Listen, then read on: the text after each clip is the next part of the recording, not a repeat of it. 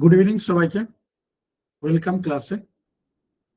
পঞ্চম দিনের ক্লাস হচ্ছে, বায়োসায়েন্স ক্লাস রয়েছে। আগেই গ্রুপে জানানো হয়েছিল, বারবার ইনফর্ম করা হয়েছে। তোমরা জানো একদম প্রথম থেকে, যারা প্রথম থেকে রয়েছে, রুটিন ফলো করছো, যে অনেক আগে থেকে জানানো রয়েছে যে আজ বায়োসায়েন্স ক্লাস হবে। এখন আমাদের হাতে 1 মিনিট সময় বাকি আছে, স্যার জয়েন করে গেলে আমরা স্টার্ট করে দেবো। আবার বলছি, সায়েন্স আমাদের কতটা রয়েছে যদি বলি, তাহলে সায়েন্স বললে কিন্তু একদম ইংলিশের মতো। ইংলিশে আমরা কতটা বলেছিলাম, 200 নম্বর হচ্ছে ডেসক্রিপটিভে রয়েছে, 25 নম্বর তোমার প্রিলিমিনারিতে রয়েছে। এখানেও কিন্তু প্রিলিমিনারির মধ্যে সায়েন্স পার্টটাই রয়েছে 25 নম্বর। আর আমাদের মেইনসে একটা পুরো পার্ট রয়েছে সায়েন্স অ্যান্ড টেকনোলজি বলে, সেখানে কিন্তু 200 নম্বর। তার মানে আমরা যদি বলি ইংলিশের পর এটাকে বলছি, ইংলিশের আগে বলছি না, কারণ ইংলিশ একা ইন্ডিভিজুয়াল সাবজেক্ট। কিন্তু সায়েন্স বললে আমরা বেশ কিছু জায়গা বুঝি, অবশ্যই physical science, bio science. Physical সায়েন্সের মধ্যে অবশ্যই ফিজিক্স, কেমিস্ট্রি রয়েছে। এছাড়া কম্পিউটার, এনভায়রনমেন্ট, এই জায়গাগুলো সব আমাদের সায়েন্সের মধ্যেই চলে আসছে। তাহলে আশা করি বোঝা যাচ্ছে যে সায়েন্সের জায়গাটা একটা বড় ব্যাপ্তি রয়েছে। তাই আমি এটাকে বলছি তাহলে দ্বিতীয় গুরুত্বপূর্ণ জায়গা। এবার আমরা সবাই বলে থাকি হিস্ট্রি গুরুত্বপূর্ণ। হিস্ট্রি অবশ্যই প্রিলিমিনারি রেসপেক্টে কিন্তু হিস্ট্রি এগিয়ে রয়েছে, কারণ প্রিলিমিনারিতে একাই 50 নম্বর রয়েছে হিস্ট্রি। আর আমরা বেশিরভাগ, কারণ এই কথাগুলো সব থেকে বেশি মুখ থেকে আওয়াজ বেরোচ্ছে, এবার এই মুখগুলোর একটা সময় হারিয়ে যাবে প্রিলিমিনারির পর, মেইনসে এতগুলো মুখ পৌঁছাবে না। তাই এই মেইনসের জায়গাটা এত কম শোনা যায়, এত কম কানে বাজে। আমরা মেইনসের এই ব্যাপারগুলো অতটাও খেয়াল রাখি না, কবে মেইনসের পরীক্ষা হলো, কোথায় হচ্ছে, যাই না, কেউ খুব একটা যাই না। কিন্তু প্রিলিমিনারি ব্যাপারটা কিন্তু আমাদের কাছে অনেকটা বেশি গুরুত্বপূর্ণ। আমরা জানি কবে কি পরীক্ষা হচ্ছে, কবে ডব্লিউবিসিএস এর প্রিলিমিনারি, মানে একটা মোটামুটি একটা উৎসবের দিন, সেদিন আমরা জানি এইরকম হবে, এইরকমই ব্যাপার থাকবে, একটা ভিড় হতে পারে। আমি হয়তো প্রিলিমিনারি দেবো না, আমি ভাবলাম না আজকে আর বেরোনোর দরকার নেই, আজ এই পরীক্ষা রয়েছে, মানে ট্রেন বাস সব জায়গাতে ভিড় হবে। এই যে ব্যাপারগুলো মেইনসে, সেই যে ঝকমকে ব্যাপারগুলো তুমি খুব একটা খুঁজে পাবে না। তো তার জন্য আর কি বলছি যে প্রিলিমিনারি রেসপেক্টে হিস্ট্রি অবশ্যই এগিয়ে রয়েছে, কিন্তু আমরা যদি ডব্লিউবিসিএস এর রেসপেক্টে বলি, তাহলে কিন্তু 1 নম্বরে বলবো ইংলিশ, তো 2 নম্বরে বলবো কিন্তু আমাদের সায়েন্স রয়েছে। সায়েন্সের আজ শুধুমাত্র বায়ো সায়েন্স ক্লাসটা হবে, ফিজিক্যাল সায়েন্সের আলাদা ফ্যাকাল্টি থাকবেন, ফিজিক্যাল সায়েন্সের আলাদা ক্লাস হবে। এই সেশনের মধ্যে শুধুমাত্র বায়ো সায়েন্স রাখা রয়েছে। তো অবশ্যই ক্লাসটা মন দিয়ে শোনো, 1.5 ঘন্টা ক্লাস করো, তোমার মধ্যে একটা পূর্ণাঙ্গ ধারণা তৈরি হয়ে যাবে কম বেশি, যে বায়োসায়েন্স ব্যাপারটা কি বা কিছু। একটু মন দিয়ে ক্লাসটা শোনো, একটু ডিটেলসে ধৈর্য নিয়ে ক্লাসটা শোনো। কমেন্ট বক্স তোমার দিক থেকে খোলা রয়েছে, যে কোনো সমস্যায় স্যারকে সরাসরি মেসেজ করতে পারো। তোমাদের যা কিছু আমি বলবো, অপ্রয়োজনে মেসেজ করো না, যতটুকু যা প্রয়োজন, বা স্যার কিছু কোশ্চেন আনসার করাবেন ধরো, তখন তোমরা আনসার করলে ওখান থেকে, এইরকম টাইপের। কিন্তু আমি বলবো এটাকে প্রয়োজনে ব্যবহার করো, অপ্রয়োজনে করো না। আর এছাড়া তোমরা রিয়াকশন দিয়ে তোমাদের রেসপন্স জানাতে পারো। আমার দিক থেকে এইটুকুই বলার। ক্লাস যেখানে শেষ হবে আমি সেখান থেকে জয়েন করবো, এবং আমি জানিয়ে রাখছি আজকের ক্লাসে আমি রেকর্ডিং ক্লাস পিডিএফ নোটস নিয়ে জানিয়ে দেবো, মানে এবার তোমরা পাবেই। আজকের ক্লাসে আমি একদম, যেটা গতকালও বলেছিলাম, যে আজকের ক্লাসে আমি জানিয়ে দেবো যে রেকর্ডিং ক্লাস পিডিএফ নোটস কি করে পাবে। আমি আজকের ক্লাসে একদম পূর্ণাঙ্গ জানিয়ে দেবো, পুরোটাই তোমাদের কাছে ক্লিয়ার হয়ে যাবে সবকিছু। আবারও বলছি, সবার কাছে রেকর্ডিং ক্লাস পিডিএফ নোটস যাবে। এই সবাই ডেফিনেশন কি, না যারা রেগুলার ক্লাস করছে, যারা সিক্রেট কোড পাঠাচ্ছে, তাদের কাছে যাবে। ঠিক আছে, চলো 8:02 হয়ে গেছে, একটু প্লিজ স্যারকে কোঅপারেট করবে। আর সবাইকে বললাম, আবারও বলছি, যে একটু মন দিয়ে ক্লাসটা শোনো, মানে 1.5 ঘন্টা পুরো, এখানে তোমার পুরো 1.5 ঘন্টাকে উৎসর্গ করো। একটু ভালো করে শোনো, দেখো, ডেফিনেটলি সাবজেক্টের মধ্যে একটা ধারণা, অ্যাটলিস্ট একটা ধারণা তৈরি হবে। একদিনে একটা ক্লাসে বিরাট কিছু পরিবর্তন হবে না, এটা আশা করো না, কিন্তু অ্যাটলিস্ট একটা ওয়ে বা পাথ তুমি খুঁজে পাবে। গুড ইভিনিং স্যার, ওয়েলকাম ক্লাসে। দেখুন আপনি শেয়ার করতে পারেন না? গুড ইভিনিং স্যার, কথা বা ভয়েস স্পষ্ট আছে? হ্যাঁ স্যার, সাউন্ড ক্লিয়ার আছে। ওকে স্যার, একটু ওয়েট করে যান, আমি পেজটা সেট আপ করে নিয়ে একবার শুরু করছি। একটু জাস্ট ওয়েট করুন কাইন্ডলি।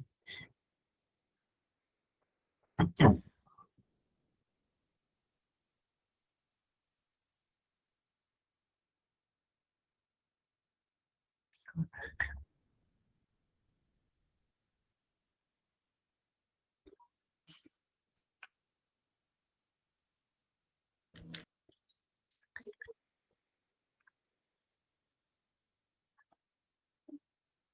স্যার, স্ক্রিন দেখা যাচ্ছে। Okay sir, thank you sir for this confirmation. হ্যাঁ চলো। ওকে, তো স্যার তো তোমাদেরকে সমস্ত কিছুই কথা বললেন, তবু এবার আমি আমার সাবজেক্ট নিয়ে কতগুলি কথা বলা শুরু করি। তো আজকে যে সাবজেক্টটি তোমাদের ডেমো ক্লাস হচ্ছে বা হবে, সেটি হলো তোমাদের জীববিজ্ঞান বা বায়োলজি, যার অবদান তোমাদের WBCS পরীক্ষাতে সায়েন্সের মধ্যে অনস্বীকার্য। তো যদি আমি বায়োলজি জিনিসটাকে একটু ডিপলি ইন্টারনালি ভেবে দেখি, তাহলে আমি এখান থেকে কি কি পাবো এবং এখান থেকে কি কি পাবো না, আগে সেই জিনিসগুলোকে আমরা একটুখানি হিসাব করে দেখে নিই। কি কি পাবো? প্রথম যে জিনিসটা পাবো, সেই জিনিসটার নামটাকে আমরা কি বলবো, যে এনিমেল সেল বা প্রাণী কোষ। অর্থাৎ তুমি প্রাণী, আমি প্রাণী, তোমার দেহে যে কোষ আছে, আমার দেহে যে কোষ আছে, এই যে বিভিন্ন রকম প্রাণীদের দেহে যে কোষগুলি থাকে, জীববিদ্যার যে শাখায় আমরা এই কোষকে নিয়ে আলোচনা করি, তাকে আমরা কি বলবো? তাকে আমরা বলবো হচ্ছে কি না, আমাদের প্রাণী কোষের কথা বলবো। এবং তার পরবর্তীতে যে জিনিসটা আসছে, সেই জিনিসটার নামটাকে আমরা কি বলবো? সেই জিনিসটার নামটাকে আমরা বলবো হচ্ছে কি, যে আমাদের প্লান্ট সেল বা উদ্ভিদ কোষ। কি বললাম? প্লান্ট সেল বা উদ্ভিদ কোষ। এখন এই যে আমাদের এনিমেল সেল, প্লান্ট সেল যাচ্ছে, যেমন এনিমেল সেল প্রাণীদের দেহে কোষ থাকে, সেরকম আমাদের প্লান্ট সেল বলা হয় হচ্ছে আমাদের উদ্ভিদ দেহের কোষকে। ক্লিয়ার হয়েছে? এবার প্রশ্নটা কি আছে না, এবার প্রশ্নটি হচ্ছে 3 নম্বর, এনিমেল টিস্যু বা প্রাণী টিস্যু। অর্থাৎ আমাদের এখানে কি বলবো, এখান থেকে না, আমাদের যে দেহ আছে, সেই দেহতে অনেকগুলি কোষ একত্রিত হয়ে যে জিনিসটা তৈরি করে, তাকে কি বলা হয়? তাকে বলা হয় হচ্ছে আমাদের প্রাণী টিস্যু বা এনিমেল টিস্যু বলা হয়। তাকে কি বলা হয়? প্রাণী টিস্যু বা এনিমেল টিস্যু বলে। ওকে, এবং আমাদের যখন প্লান্ট টিস্যুর কথা আসবো, তখন সেটা আমি কি পাবো এখান থেকে, যে আমাদের প্লান্টের যে কোষগুলিকে একত্রিত করে যদি আমি দেখি, তাহলে সেই জিনিসটাকে আমরা কি বলবো? সেই জিনিসটাকে আমরা বলবো হচ্ছে কি, প্লান্ট টিস্যু বলবো। ক্লিয়ার হয়েছে? এর পরবর্তীতে আমাদের কি আছে জিনিসটা, এর পরবর্তীতে আমাদের যে জিনিসটা আছে, সেই জিনিসটার নামটাকে কি বলে? জেনেটিক্স। অর্থাৎ তোমার পিতামাতার বৈশিষ্ট্য তোমার মধ্যে, এবং তোমার স্ত্রীর বৈশিষ্ট্য তোমার সন্তান সন্ততির মধ্যে। এই যে একটা প্রজন্ম থেকে আর একটা প্রজন্মতে বৈশিষ্ট্য সঞ্চারণের যে পদ্ধতি, সেই জিনিসটাকে কি বলে? সেই জিনিসটাকে বলা হয় জেনেটিক্স। তার মানে জেনেটিক্স কাকে বলে? যে আমাদের একটা প্রজন্ম থেকে আর একটা প্রজন্মে যে যাচ্ছে, এবং যে আমাদের যেই জীবের যে বৈশিষ্ট্য, সেই জীবের বৈশিষ্ট্যগুলো যে সঞ্চারণ হচ্ছে, সেই সঞ্চারণের যে প্রসিডিওর, সেই প্রসিডিওরকে আমরা কি বলবো? সেই প্রসিডিওরকে আমরা এখান থেকে কি বলবো না, বলবো হচ্ছে জেনেটিক্স বলবো। এইবার আমাদের এখানে কি হয়েছে, যদি আমাদের জেনেটিক্সের কথা থাকে, জেনেটিক্সের কথা থাকে, এই জেনেটিক্সের পরবর্তীতে আমাদের যে জিনিসটা থাকে, তাকে বলা হয় বায়ো এভিলিউশন বা জৈব বিবর্তন। বায়ো এভিলিউশন বা জৈব বিবর্তন মানেটা কি জিনিস না, বায়ো এভিলিউশন বা জৈব বিবর্তন মানে হচ্ছে এই জিনিসটা, যে আমাদের কোনো কিছু একটা প্রাণী দেহে সময়ের সাথে সাথে তার দেহের মধ্যে পাতি বাংলা কথায় যদি বলি, যে আপডেট এসছে, সেই আপডেটটাকে আমরা কি বলি? আপডেটটাকে আমরা বলি হচ্ছে জৈব বিবর্তন।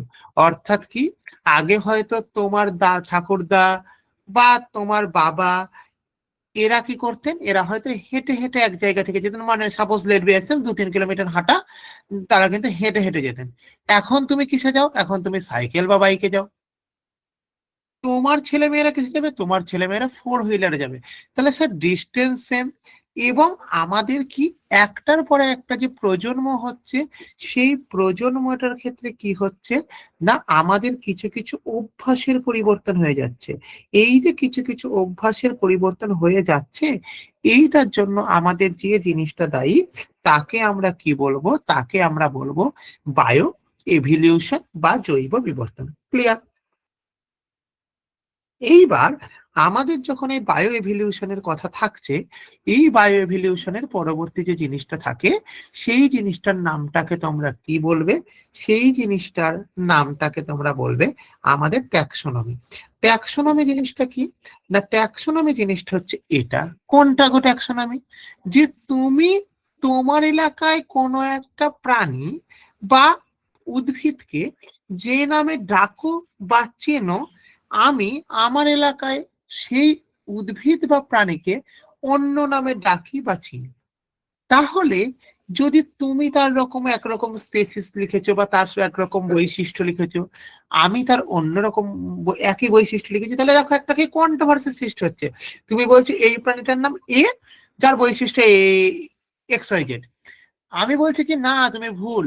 কি ভুল? আমি ঠিক। এই প্রাণীটার নাম বি, আমার বৈশিষ্ট্য হচ্ছে XYZ। তাহলে এই যে একটা নামের দ্বিকরণের জন্য বা নামের দ্বিতন্ত্রীকরণের জন্য আমাদের কিন্তু একটা সাইন্টিফিক রিসার্চে মেজর প্রবলেম আসতে পারে। তো এই মেজর প্রবলেমের জন্য আমাদের যে জিনিসটা করতে হয়, সেই জিনিসটাকে বলা হয় আমাদের কি? ট্যাক্সোনমি বা শ্রেণীবিন্যাস। তো এই যে ট্যাক্সোনমি বা শ্রেণীবিন্যাস, এর জনক কি না? ট্যাক্সোনমি বা শ্রেণীবিন্যাসের জনক হচ্ছে কি আমাদের, বলো না? কে হবে বলো? আমাদের ট্যাক্সোনমি বা শ্রেণীবিন্যাসের জনক হলো ক্যারোলাস লিনিয়াস। ওকে, তাহলে স্যার এই যে শ্রেণীবিন্যাস, শ্রেণীবিন্যাসে তো একটা নাম থাকবে। এই নামটা কিসের ভিত্তিতে হবে না? এটা হচ্ছে আমাদের গণ ও প্রজাতির ভিত্তিতে হবে। এটা কিসের ভিত্তিতে হবে? এটা হচ্ছে আমাদের গণ ও প্রজাতির ভিত্তিতে হবে। ক্লিয়ার হয়েছে? ক্লিয়ার গেল? এরপরে কি আছে আছে আমাদের, বলো? Protista, protozoa. দেখো প্রোটিস্টা প্রোটোজয়ের ক্ষেত্রে কি বলবো আমাদের? বিভিন্ন রকমের আমাদের দেহে বা অর্থাৎ জীব দেহে রোগ সৃষ্টিকারী যে জীবাণু থাকে, সেই জীবাণুগুলিকে একত্রে আমরা কি বলবো? সেই জীবাণুগুলিকে একত্রে আমরা যেটা বলবো, সেই জিনিসটাকে বলবো হচ্ছে কি? প্রোটিস্টা বলবো। সেই জিনিসগুলোকে একত্রে আমরা কি বলবো? প্রোটিস্টা বা প্রোটোজয়া এরকম বলবো। প্রোটিস্টার মধ্যে আমাদের হাজার একটা ভাগ, প্রোটোজয়া তো জানোই। পরিফেরা হচ্ছে আমাদের 9। 10 নম্বর চ্যাপ্টার কি আছে? ডাইজেস্টিভ সিস্টেম বা পাচনতন্ত্র। তুমি যে কোনো কিছু একটা খাবারকে খাচ্ছ, সেই খাবারটা থেকে তোমার দেহের শক্তি তুমি তখনই পাবে যখন কিনা ওই খাবারটা তোমার দেহে পাচনে অংশগ্রহণ করবে। কি বললাম ভালো করে বোঝার চেষ্টা করো। তুমি কোনো কিছু একটা খাবারকে তখনই খাবে যখন সেই খাবারটা কি করব, সেই খাবারটাকে তোমার দেহে সংশ্লেষ করছে। সাপোজ তুমি কোনো প্রোটিন খেলে, আদারওয়াইজ তুমি ফ্যাট খেলে, আদারওয়াইজ তুমি কার্বোহাইড্রেট খেলে, মেনলি তুমি এই তিনটে জিনিস কি আহার হিসাবে গ্রহণ করতে পারো। এইবার এই যতক্ষণ না পর্যন্ত তোমার দেহের মধ্যে বাহ্যিক কোনো উপকরণ ছাড়া, অর্থাৎ তোমার দেহের অভ্যন্তরীণ উপাদান দ্বারা তুমি যতক্ষণ না পর্যন্ত সেই খাবারটাকে পচাচ্ছ, ততক্ষণ পর্যন্ত আমার এখান থেকে যে জিনিসটা থাকবে, সেই জিনিসটাকে আমরা কি বলবো? সেই জিনিসটাকে আমরা বলবো হচ্ছে পাচন তন্ত্র বলবো। ক্লিয়ার হয়েছে এখান থেকে? এরপরে কোথায় চলে আসে? এরপরে চলে আসে হচ্ছে যে স্যার আমাদের সার্কুলেটরি সিস্টেম। সার্কুলেটরি সিস্টেম মানেটা কি জিনিস স্যার? না, সার্কুলেটরি সিস্টেম মানে জিনিসটা হচ্ছে এইটা, যে আমাদের যখন কোনো কিছু একটা, আমাদের দেহের মেন সার্কুলেশন যে জিনিসটা আছে সেটা কি আছে? সেটা হচ্ছে আমাদের রক্ত আছে। সেটা কি আছে বলো? সেটা হচ্ছে রক্ত আছে। এইবার যদি আমাদের রক্ত থেকে থাকে, তবে সেই ক্ষেত্রে কি বলবো? না, রক্ত আমাদের হৃৎপিণ্ড পাম্প করছে, হৃৎপিণ্ড সংকোচন হচ্ছে এবং হৃৎপিণ্ড প্রসারণ হচ্ছে। এই যে আমাদের হৃৎপিণ্ড সংকোচন এবং হৃৎপিণ্ড প্রসারণ, কি বললাম কথা? হৃৎপিণ্ড সংকোচন ও হৃৎপিণ্ড প্রসারণ, এই যে জিনিসটা হচ্ছে, এই জিনিসটার জন্য আমাদের শরীরে রক্ত পাম্প হচ্ছে। তাহলে আমাদের যে হৃৎপিণ্ড সংকোচন হচ্ছে, এই জিনিসটাকে আমরা কি বলবো? এই জিনিসটাকে আমরা বলবো হচ্ছে কি আমাদের সিস্টোল বলবো। এই জিনিসটাকে আমরা কি বলবো? সিস্টোল বলবো। আর যদি আমাদের হৃৎপিণ্ড প্রসারণ হয়, তবে এই জিনিসটাকে আমরা কি বলবো? তবে এই জিনিসটাকে আমরা ডায়াস্টল বলবো। তবে এই জিনিসটাকে আমরা কি বলবো? তবে এই জিনিসটাকে আমরা ডায়াস্টল বলবো। ঠিক আছে, এবার কথাটা হলো আমাদের যে হৃৎপিণ্ড আছে, এই হৃৎপিণ্ডটা আমাদের তো রক্তকে পাম্প করে ছেড়ে দিল। স্যার রক্তটা কার কার মাধ্যমে যাবে স্যার? না, রক্তটা তোমার আমার দেহের মধ্যে কিসের মাধ্যমে যাবে? না, এক এবং অন্যতম জিনিসটা কি, সেটা হচ্ছে কি বলবে, মাথায় রাখবে, যে শিরা এবং ধমনির মাধ্যমে যাবে। তো স্যার আমি কি করে বুঝবো যে ধমনির মধ্যে দিয়ে কোন ধরনের রক্ত যাবে আর শিরার মধ্যে দিয়ে কোন ধরনের রক্ত যাবে? না, আমার যে বোঝার প্রসিডিউর সেটা হচ্ছে যে আমাদের ধমনির মধ্যে দিয়ে বিশুদ্ধ রক্ত যাবে এবং শিরার মধ্যে দিয়ে আমার কি যাবে? দূষিত রক্ত যাবে। এইবার প্রত্যেকটা জিনিসের ক্ষেত্রে আমার একটা ব্যতিক্রম থাকে। সেই ব্যতিক্রম অনুযায়ী যদি মহাশিরা থাকে, শিরার মধ্যে দিয়ে ইন জেনারেলি কি দূষিত, অর্থাৎ মহাশিরার মধ্যে দিয়ে তার ব্যতিক্রম হবে বিশুদ্ধ। ঠিক একই উল্টো ভাবে আমাদের ধমনের মধ্যে দিয়ে যাচ্ছে বিশুদ্ধ, তাহলে মহাধমনে যদি কথাটা লেখা থাকে, তাহলে তার মধ্যে দিয়ে যে জিনিসটা যাবে সেটা হচ্ছে দূষিত রক্ত। তাহলে রক্তের মধ্যে তোমরা প্রত্যেকে জানো যে রক্তের মধ্যে দুই রকম উপাদান থাকে, একটার নাম রক্ত রস আর একটার নাম হলো রক্ত কণিকা। এইবার যে রক্ত রস থাকে তার মধ্যে তো জল এবং খনিজ লবণ থাকে, তোমরা প্রত্যেকে জানোই। রক্ত যে কণিকা থাকে, সেই রক্ত কণিকাকে কিন্তু মেনলি আমরা তিন ভাগে ক্লাসিফিকেশন করতে পারি। কি কি গো? এক নম্বর হলো লোহিত রক্ত কণিকা বা এরিথ্রোসাইট, শ্বেত রক্তকণিকা বা হোয়াইট ব্লাড কর্পাসল, বা লোহিত রক্তকণিকার ইংরেজি কি? Red blood corpuscle. এবং নাম্বার তিন কি? নাম্বার তিন হলো তোমার অনুচক্রিকা, যার আমাদের কি বলবো? নাম্বার তিন কি বলবো? অনুচক্রিকা, যার ইংরেজি হলো থ্রাম্বোসাইট। অর্থাৎ আমাদের এই জিনিসটা গেল হচ্ছে এটা। তার মানে রক্ত, দেহের রক্ত উৎপাদন করছে কে মেনলি? আমাদের মেনলি করছে হচ্ছে ওদিকে আমাদের, ভুলে গেলাম, বলো। লোহিত রক্তকণিকা। শ্বেত রক্তকণিকা কি করে? না, আমাদের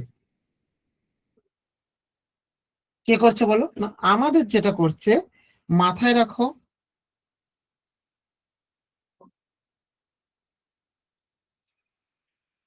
আমাদের যেটা করছে কি করছে, না, রোগ প্রতিরোধ ক্ষমতা করছে কে? রোগ প্রতিরোধ ক্ষমতা করছে হচ্ছে, ভালো করে মাথায় রাখবে কি, শ্বেত রক্তকণিকা।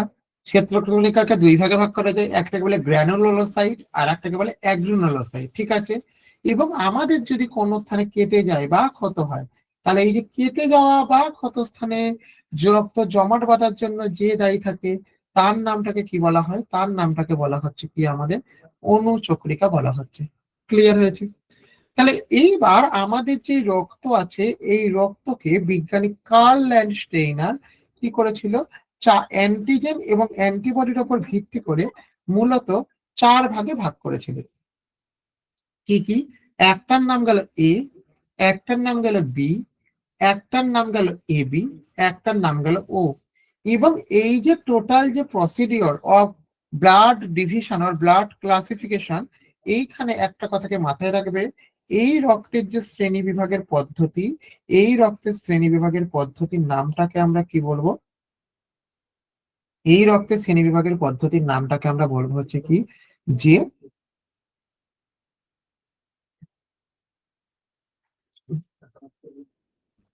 এবিও পদ্ধতি।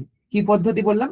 এবিও পদ্ধতি। ঠিক আছে, তাহলে আমাদের সার্কুলেটরি সিস্টেম সম্বন্ধে তোমাদেরকে জানানো হলো বা বোঝানো হলো। ওকে, এরপরে চলে এসো পয়েন্ট নম্বর 12 বা চ্যাপ্টার নম্বর 12, রেসপিরেটরি সিস্টেম বা শ্বসন তন্ত্র। তাহলে আমি যদি তোমার শ্বসন তন্ত্রকে দেখেছি, তাহলে আমাদের যে শ্বসন তন্ত্র আছে, এই শ্বসন তন্ত্রটা মেনলি যদি আমাদের প্রাণীদের ক্ষেত্রে দেখেছি, এর আমাদের দুটো পদ্ধতি হয়। কি কি পদ্ধতি গো? একটার নাম গেল গ্লাইকোলাইসিস আর একটার নাম গেল তোমাদের ক্রেবস চক্র। কি কি বললাম ভাই? একটার নাম গ্লাইকোলাইসিস, আর একটার নামকে বললাম ক্রেবস চক্র। এবার যদি আমাদের গ্লাইকোলাইসিস থেকে থাকে, সেই গ্লাইকোলাইসিসের ক্ষেত্রে আমাদের কি পাবো না, গ্লাইকোলাইসিসের ক্ষেত্রে তুমি আমি প্রত্যেকে যেটা পাবো যে এটি স্যার হয় হচ্ছে আমাদের সাইটোপ্লাজমে সাইটোসেলে হয়। ওকে, আর তাহলে স্যার আর একটা কোথায় হয় না, আর একটা হয় হচ্ছে আমাদের ক্রেবস চক্র সম্পন্ন হয় হচ্ছে কোথায়, ক্রেবস চক্র সম্পন্ন হয় হচ্ছে আমাদের না মাইটোকন্ড্রিয়াতে হয়। ক্লিয়ার হয়েছে এখান থেকে, বুঝতে পেরেছো? এরপরে যে জিনিসটা চলে আসে, সেই জিনিসটার নামটাকে আমরা কি বলবো, সেই জিনিসটার নামটাকে আমাদের বলবো হচ্ছে কি এক্সক্রিকেটরি সিস্টেম বা রেচন তন্ত্র। এই জিনিসটাকে আমরা কি বলবো, এক্সক্রিকেটরি সিস্টেম বা রেচন তন্ত্র। দেখো এক্সক্রিকেটরি সিস্টেম বা রেচন তন্ত্রের গল্প যদি আমি দেখেছি, তাহলে এখানে আমি কি পাবো না, আমাদের শরীরে যে পরিমাণ খাদ্যকে আমি খেলাম, সেই খাদ্য খাবার পরে আমাদের শরীরে কিছু কিছু খাবার কি থাকছে, অপাচ্য অংশ রূপে থেকে যাচ্ছে, যেই খাবারটা আমরা খেতে পারছি মানে ডাইজেস্ট করতে পারছি না।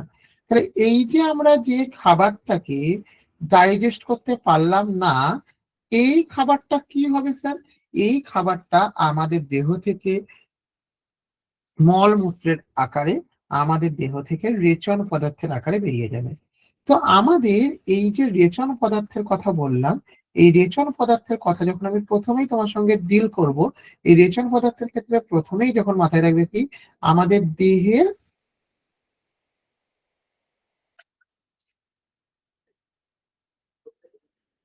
কি না, আমাদের রেচন পদার্থের যে প্রধান রেচন অঙ্গের নাম হলো বৃক্ক। অর্থাৎ আমাদের দেহের অ্যাবভ 90% যে রেচনের যে ব্যাপারগুলি থাকে, সেই জায়গাটার নামটাকে আমরা কি বলবো, সেই কে ডিল করে না, বৃক্ক করে। তাহলে স্যার এই যে বৃক্ক, এই বৃক্কের গঠনগত কার্যগত একক কি স্যার না, মনে রাখবে আমাদের বৃক্কের গঠনগত কার্যগত এককের নাম হলো আমাদের নেফ্রন। তাহলে আমাদের যদি বলা হয়েছে মেইন এক্সিকিউটরি অর্গান বা আমাদের মুখ্য রেচনাঙ্গকে, তাহলে এখানে যে উত্তরটি হবে সেই উত্তরটির নামটা মাথায় রাখো। কি মাথায় রাখো? মাথায় রাখো হচ্ছে আমাদের এটা। ক্লিয়ার হয়েছে? নেক্সট আমাদের জিনিসটা কি বলবো আমাদের এখান থেকে, নেক্সট আমাদের যে জিনিসটা হচ্ছে কি যে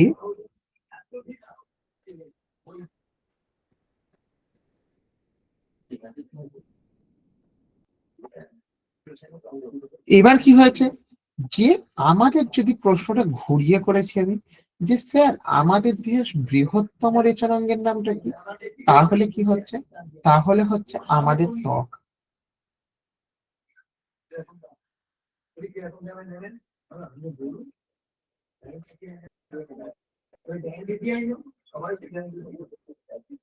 তাহলে কি হলো আমাদের এখানে না, আমাদের এখানে যে জিনিসটা হলো সেই জিনিসটার নামটা কি বলবো এখান থেকে না, সেই জিনিসটার নামটাকে আমরা বলবো হচ্ছে কি যে আমাদের ত্বক হচ্ছে বৃহত্তম রেচন অঙ্গ। ঠিক আছে, ত্বক হচ্ছে কি, ত্বক হচ্ছে বৃহত্তম রেচন অঙ্গ। ক্লিয়ার হয়েছে এখান থেকে? চলো এইবার আমাদের কি বলবো এখান থেকে যে আমাদের পরবর্তীতে কি আছে, আমাদের নার্ভাস সিস্টেম। অর্থাৎ দেখো আমি যদি ধরে নিই তুমি অ্যাজ আ ডক্টর, সেই ডক্টরের সাপেক্ষে তোমাকে যদি আমি দেখেছি প্রত্যেকটা দেহের অর্গানের গুরুত্ব সমান, এবং each and every organ is the important for our body, for our health.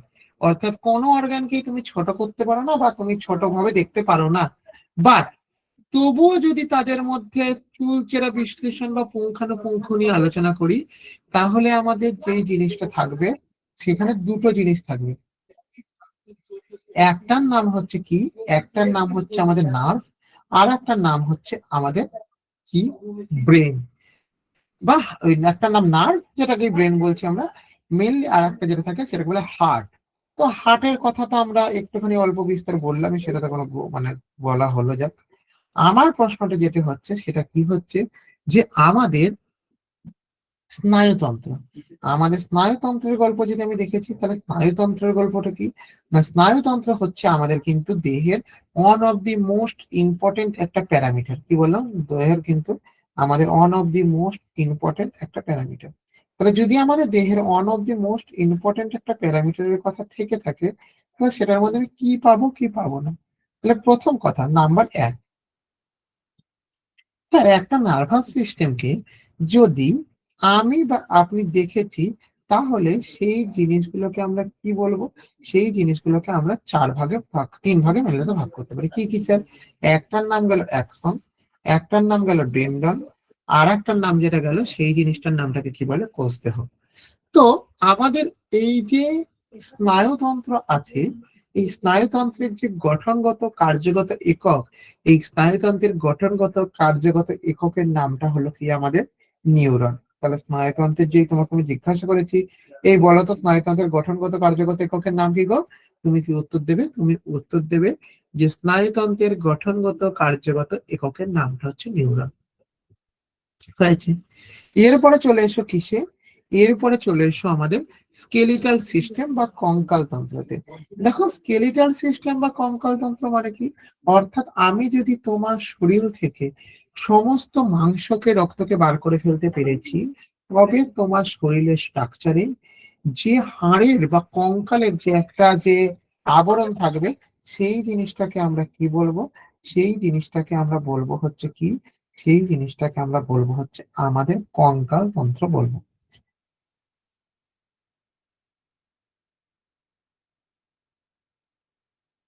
সেই জিনিসটা কঙ্কাল তন্ত্র বলবো। অর্থাৎ তোমার কোথায় কি হাড় আছে, কেন হাড় আছে, 206টি হাড় আছে, এই 206টি হাড়ের কি কি ব্যাপার না ব্যাপার ইত্যাদি প্রভৃতি হাজার একটা কথা নিয়ে আমি যেখানে তোমার সঙ্গে ডিল করতে বসি, সেই জিনিসটার নামটাকে আমরা কি বলবো? সেই জিনিসটার নামটাকে আমরা বলবো হচ্ছে কি না, সেই জিনিসটার নামটাকে আমরা কি বলবো? সেই জিনিসটার নামটাকে আমরা বলবো হচ্ছে কি, আমাদের মনে রাখবে যে স্কেলটাল সিস্টেম বা কঙ্কাল তন্ত্র। এবার কোথায় চলে এসো? এবার তার পরবর্তী জিনিস যেটা আছে, সেই জিনিসটার নামটাকে বলে এন্ডোক্রাইন সিস্টেম। এন্ডোক্রাইন সিস্টেমের গল্পটা কি? না এন্ডোক্রাইন সিস্টেমের যদি গল্পটা বলেছি আমি, এখান থেকে ভালো করে মাথায় রাখো যে কি না এন্ডোক্রাইন সিস্টেমের ক্ষেত্রে যেটা মাথায় রাখবে, কি মাথায় রাখবো স্যার? যে আমাদের বিবেক, আবেগ, কোনো একটা ভালো লাগা, কোনো একটা খারাপ লাগা ইত্যাদি প্রভৃতি আমাদের যে গ্রন্থি বা যে সিস্টেমের দ্বারা আমরা কন্ট্রোল করি, সেই জিনিসটাকে আমরা কি বলবো? সেই জিনিসটাকে আমরা বলবো হচ্ছে কি? সেই জিনিসটাকে আমরা বলবো হচ্ছে আমাদের এন্ডোক্রাইন সিস্টেম। ক্লিয়ার হয়েছে এখান থেকে? এই এন্ডোক্রাইনের পরবর্তীতে আমাদের যে জিনিসটা থাকছে, সেই জিনিসটার নামটাকে আমরা কি বলবো? সেই জিনিসটার নামটাকে আমরা বলবো হচ্ছে কি রিপ্রোডাক্টিভ সিস্টেম। সেই জিনিসটার নামটাকে আমরা কি বলবো বলো? সেই জিনিসটার নামটাকে বলবো হচ্ছে কি রিপ্রোডাক্টিভ সিস্টেম। দেখো রিপ্রোডাক্টিভ সিস্টেম হলো আমাদের কিন্তু আমাদের জীবেদেরকে অস্তিত্ব বজায় রাখার জন্য যেই সিস্টেমটা মাস্ট, সেই সিস্টেমটার নাম হলো আমাদের রিপ্রোডাক্টিভ সিস্টেম। তো আমি যদি তোমাদের সাথে এই রিপ্রোডাক্টিভ সিস্টেম নিয়ে ডিল করতে শুরু করি, তবে কি পাবো? না তবে আমাদের এই রিপ্রোডাকশন সিস্টেমকে কি করা যায়? মেনলি 4 ভাগে ভাগ করা যায়। কি কি? অঙ্গজ জনন, অযৌন জনন, যৌন জনন এবং অপুংজনী জনন। তাহলে আমাদের এই 4টে ভাগে কি করা যায়? আমাদের এই 4টে ভাগে ভাগ করা যায়। ঠিক আছে, ক্লিয়ার হয়েছে? ক্লিয়ার। এবার কি আছে আমাদের জিনিসটাকে ভালো করে বোঝার চেষ্টা করো, যে আমাদের যখন এই রিপ্রোডাক্টিভ সিস্টেম আসছে, এদের মধ্যে আমাদের মোস্ট কমপ্লিকেটেড অ্যান্ড অ্যাডভান্স বা উন্নত যে জনন পদ্ধতি, সেই জনন পদ্ধতির নামটাকে কি বলা হয়? যৌন জনন পদ্ধতি বা সেক্সুয়াল রিপ্রোডাকশন, যেটা আমাদের মতো বিধাতার সৃষ্টিশালার শ্রেষ্ঠ উপহার মানুষের মধ্যে বর্তমান থাকে, তাকে আমরা কি বলবো? তাকে আমরা বলবো হচ্ছে আমাদের প্রজনন ব্যবস্থা বলবো। এরপরে যে জিনিসটা থাকে, সেই জিনিসটাকে কি বলবো? সেই জিনিসটাকে আমরা বলবো হচ্ছে কি ব্যাকটেরিয়া বলবো।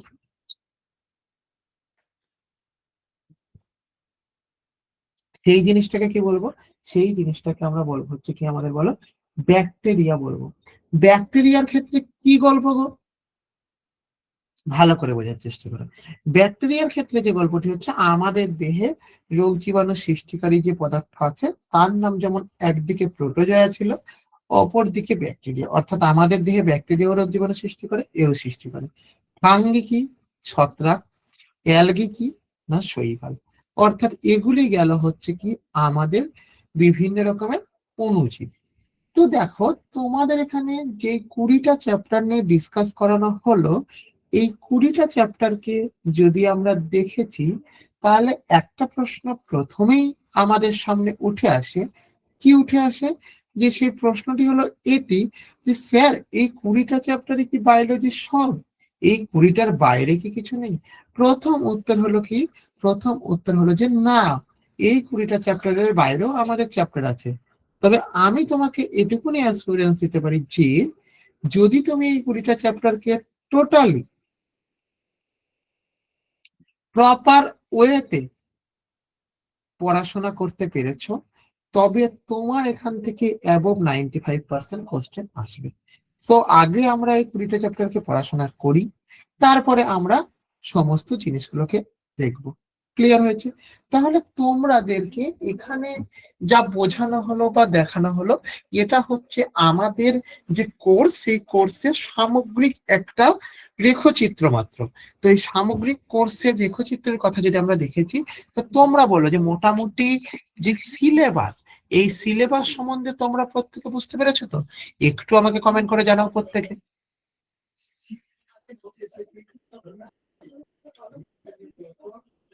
একটু কমেন্ট করে প্রত্যেকে জানাবে যারা যারা মানে ক্লাসে আছো। Yes sir, yes sir. হ্যাঁ, আচ্ছা মোনালিসা বললে, আচ্ছা কি নাম, সৌভিক রয় মন্ডল বললে, আচ্ছা আর কেউ কিছু? ইয়েস স্যার, চলো তাহলে হলো। তাহলে এবার স্যার আমরা তাহলে আজকে কি নিয়ে পড়াশোনা করব? দেখো, আজকে আমরা যে জিনিসটাকে নিয়ে পড়াশোনা করব, সেই জিনিসটা হচ্ছে কি স্যার, না আমার আপনার জীবনের প্রথম বেসিক নেচার যে জিনিসটি থাকে, সেই জিনিসটার নাম প্রথমেই উঠে আসে কি জিনিস বলে? সেল। তাহলে প্রথম কথা, আমি যদি তোমার সঙ্গে সেল নিয়ে কথা বলি বা সেল নিয়ে আলোচনা করি, হুম, তাহলে প্রথম কথা তুমি আমাকে বলো যে সেল সম্বন্ধে তোমরা কে কি জানো?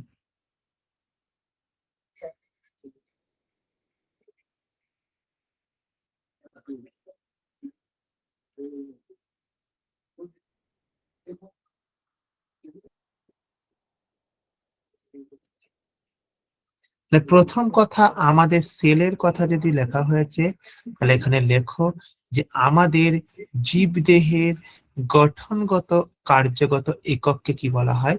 গঠনগত ও কার্যগত একক। কার্যগত একক যেটা আছে, এই কার্যগত একককে কি বলে? কার্যগত একককে কোষ বলে। ঠিক আছে? তার মানে আমাদের বেসিক স্ট্রাকচারাল অ্যান্ড ওয়ার্কিং, যে আমাদের যে ইউনিট, আমাদের বডি, সেই ইউনিট বা বডির যেটা আছে, সেখানটা করে যে জিনিসটা থাকে তাকে আমরা বলি হচ্ছে এটা। ক্লিয়ার হয়েছে এখান থেকে? এবার আমাদের জিনিসটা কি, না এই যে জীবের আমাদের সেলের যে বৈশিষ্ট্য আছে, এই বৈশিষ্ট্যের ক্ষেত্রে কি বলবো? এই বৈশিষ্ট্যের ক্ষেত্রে জিনিসটাকে দুই ভাগে ভাগ করা যায়। কি কি ভাগে ভাগ করা যায়? না এক নম্বর যে ভাগ, সেই ভাগটার মানে বৈশিষ্ট্যকে ভাগ মিন্স বৈশিষ্ট্য কি কি? না বৈশিষ্ট্য হচ্ছে, এটি হলো প্রথম কথা আমাদের সজীব আবরণ দ্বারা আবৃত। এটি কি? এটি হচ্ছে আমাদের সজীব আবরণ দ্বারা আবৃত। আর একটা যে জিনিস আছে, এটা কি? এটা হলো আমাদের প্রোটোপ্লাজম সম্মিলিত। এটা কি? এটা হচ্ছে আমাদের প্রোটোপ্লাজম সম্মিলিত। দন্ত সম অয় বয় হস্যি, নয় হস্যি ত। এটা হলো আমাদের প্রোটোপ্লাজম সম্মিলিত। ক্লিয়ার না? ক্লিয়ার না বলো? ক্লিয়ার না? ক্লিয়ার না? তাহলে আমাদের এই জিনিসটা গেল হচ্ছে এটা। ক্লিয়ার হয়েছে এখান থেকে? এবার আমাদের জিনিসটা কি বললাম কথাটা, যে স্যার আমি যদি এই কোষের ক্লাসিফিকেশন করেছি, তাহলে এর কোষের ক্লাসিফিকেশন করলে আমি কি পাবো আর কি পাবো না? তাহলে প্রথম কথা, আমার এখানে যদি কোষের ক্লাসিফিকেশন করেছি, তাহলে তুমি কি দেখতে পাবে এখান থেকে?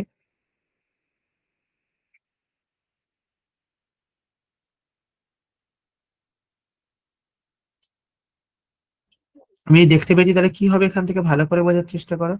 আমার এখান থেকে যে জিনিসটা থাকছে সেই জিনিসটার নামটাকে কি বলছি আমি এখান থেকে বলো। সেই জিনিসটার নামটা হচ্ছে কি, এখানে হেডিং লেখো classification. Classification, FICATION, classification of cell. Classification of cell, তাহলে ক্লাসিফিকেশন অফ সেলের কথা যদি আমি দেখেছি, তাহলে আমি যে জিনিসটা পাবো সেই জিনিসটার নামটা কি, সেই জিনিসটার নামটাকে আমরা বলবো হচ্ছে কি, এক নম্বর, এক নম্বর যে জিনিসটা থাকছে সেই জিনিসটার নামটাকে আমরা বলবো কি এখান থেকে, প্রোক্যারিওটিক সেল। প্রোক্যারিওটিক, এই প্রোক্যারিওটিক কথাটা কিন্তু ইংরাজি, প্রোক্যারিওটিক কোষ। বা আমাদের যদি এর বাংলা কথাটি থাকে, তাহলে এখানে লিখে রাখো আদি নিউক্লিয়াস যুক্ত কোষ। তাহলে এর উদাহরণ কি, আদি নিউক্লিয়াস যুক্ত কোষ। ঠিক আছে, আদি নিউক্লিয়াস যুক্ত কোষ। ক্লিয়ার হয়েছে এখান থেকে। নাম্বার 2 কি, নাম্বার 2 যে জিনিসটা আছে সেই জিনিসটার নামটাকে আমরা কি বলবো, সেই জিনিসটার নামটাকে বলবো আমাদের ইউক্যারিওটিক কোষ। বা আমাদের এখানে যে জিনিসটা আছে তাকে আমরা বলবো কি, আদর্শ নিউক্লিয়াস যুক্ত কোষ। আদর্শ নিউক্লিয়াস যুক্ত কোষ। আদর্শ নিউক্লিয়াস যুক্ত কোষ। ক্লিয়ার হয়েছে এখান থেকে।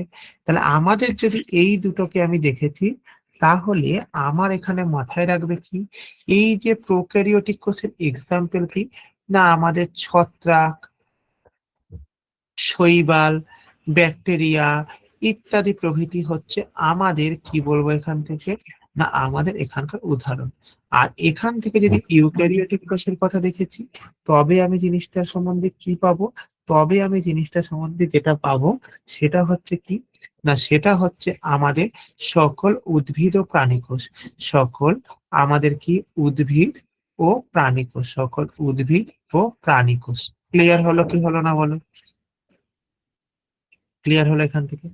এইবার আমাদের কি জিনিসটা আসছে এখান থেকে, না এইবার আমাদের যে জিনিসটা আসছে যে স্যার আমি যদি এই কোষটাকে দেখেছি, তাহলে প্রোক্যারিওটিক এবং ইউক্যারিওটিক, তাহলে আমি কি করে বুঝবো যে কোনটা প্রোক্যারিওটিক সেল এবং কোনটা ইউক্যারিওটিক সেল?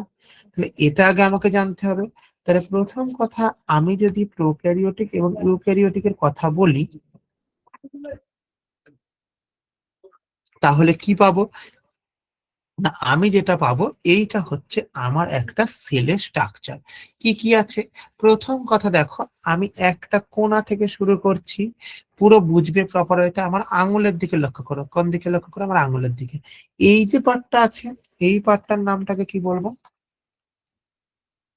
এই যে পার্টটা আছে এই পার্টটার নামটাকে আমরা কি বলবো, এই পার্টটার নামটাকে আমরা বলবো হচ্ছে কি, আমাদের নিউক্লিয়াস বলবো। এই পার্টটার নামটাকে আমরা কি বলবো, এই পার্টটার নামটাকে বলবো নিউক্লিয়াস বলবো। এই নিউক্লিয়াসের পরবর্তীতে কি আছে, আমাদের রাফ এন্ডোপ্লাজমিক রেটিকুলাম বা RER। এটা কি আছে, স্মুথ এন্ডোপ্লাজমিক রেটিকুলাম। এর নিচে cilia, Golgi complex, Golgi complex আছে।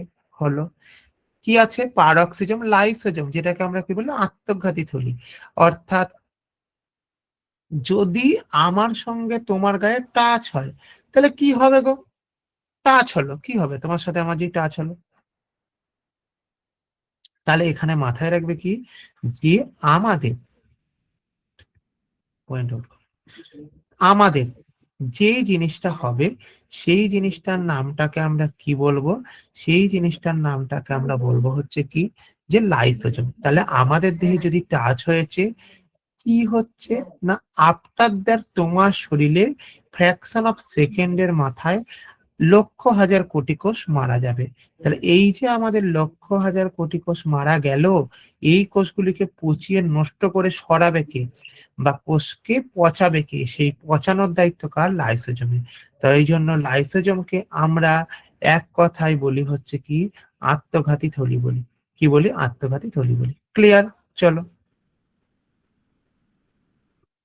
নেক্সট কি আছে, নেক্সট আমাদের যে জিনিসটা আছে সেই জিনিসটার নামটা কি বলে, মাইটোকন্ড্রিয়া। মাইটোকন্ড্রিয়ার ক্ষেত্রে গল্প আছে, এটা আছে কি আছে, সরি, মাইক্রোটিউবুল। মাইটোকন্ড্রিয়া কি, না এটাকে বলা হচ্ছে কি, আমাদের কোষের শক্তিঘর। অর্থাৎ আমাদের কোনো একটা কোষ, সেই কোষটা কতটা আমার কাজ করবে, কতটা কাজ করবে মানে এটা আবার কি ধরনের কথা গেল কি, আমাদের কোষটাকে চালানোর জন্য যেই পরিমাণে শক্তির প্রয়োজন হয় সেই শক্তিটা আমাদের কত কি আছে, সেই শক্তিটার ক্ষেত্রে আমাদের যেটা যুক্তি থাকে সেই জিনিসটাকে আমরা কি বলবো, সেই জিনিসটাকে আমরা বলবো হচ্ছে মাইটোকন্ড্রিয়া। ঠিক আছে, তাহলে আমাদের যদি প্রশ্ন আসে কোষের শক্তিঘর কাকে বলা হয়, তাহলে অবশ্যই সেই ক্ষেত্রে উত্তর হবে এটি যে কোষের শক্তিঘর আমাদের মাইটোকন্ড্রিয়াকে বলা হয়। কোষের শক্তিঘর কাকে বলা হয়, কোষের শক্তিঘর হচ্ছে মাইটোকন্ড্রিয়াকে বলা হয়। ক্লিয়ার হয়েছে এখান থেকে? ক্লিয়ার। এর পরবর্তীতে আমাদের কি জিনিস আছে না, এর পরবর্তীতে আমাদের যে জিনিসটা আছে সেই জিনিসটাকে যদি বলা হয় যে কোষের ব্রেন বা কোষের মাথা কাকে বলা হয় বা কোষের মস্তিষ্ক কাকে বলে, মাথা কথাটা তো মানে বলা উচিত না, মানে not too good in hearing. তো সেই ক্ষেত্রে তোমরা যেটাকে ইউজ করতে পারো, কি ইউজ করতে পারো না, যে কোষের মস্তিষ্ক কাকে বলে, তাহলে তার উত্তর কি হবে, তাহলে তার উত্তর হবে হচ্ছে আমাদের, বলা ভুলে গেলাম, নিউক্লিয়াসকে বলা হয়। তাহলে কোষের মস্তিষ্ক কাকে বলে, কোষের মস্তিষ্ক বলা হচ্ছে নিউক্লিয়াসকে। ক্লিয়ার? চলো, তাহলে আমি যদি প্রথম কথা তোমাদের সঙ্গে আলোচনা করেছি, কি আলোচনা করেছি, যে আমাদের প্রোক্যারিওটিক ও ইউক্যারিওটিক কোষের পার্থক্য, তাহলে আমাদের এখানে হেডিং লেখো।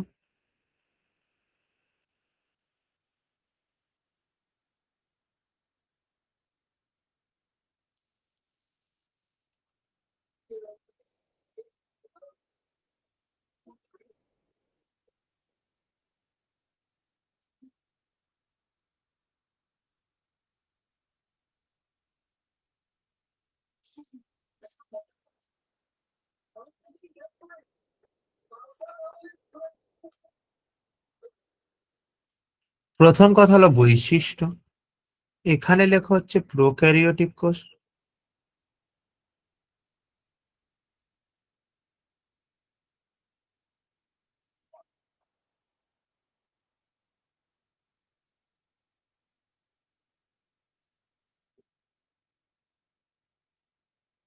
এই জিনিসটার নামটা কি বলে, ইউক্যারিওটিক কোষ। তাহলে আমাদের এখান থেকে কি গেল, একটা জিনিসের নাম প্রোক্যারিওটিক কোষ, একটা জিনিসের নাম হচ্ছে ইউক্যারিওটিক কোষ। হয়েছে?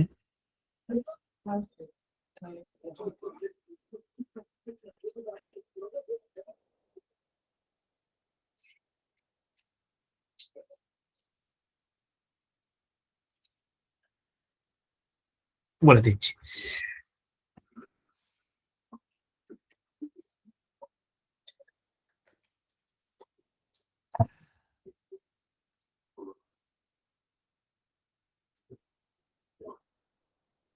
উফ, তাহলে প্রথম কথা কি, প্রথম কথা যদি আমাদের প্রোক্যারিওটিক কোষের ক্ষেত্রে লেখা থাকে, তাহলে প্রথম আমাদের বৈশিষ্ট্যটার নামটা লেখো কি, প্রথম বৈশিষ্ট্যটার নামটা হচ্ছে আমাদের নিউক্লিয়াস।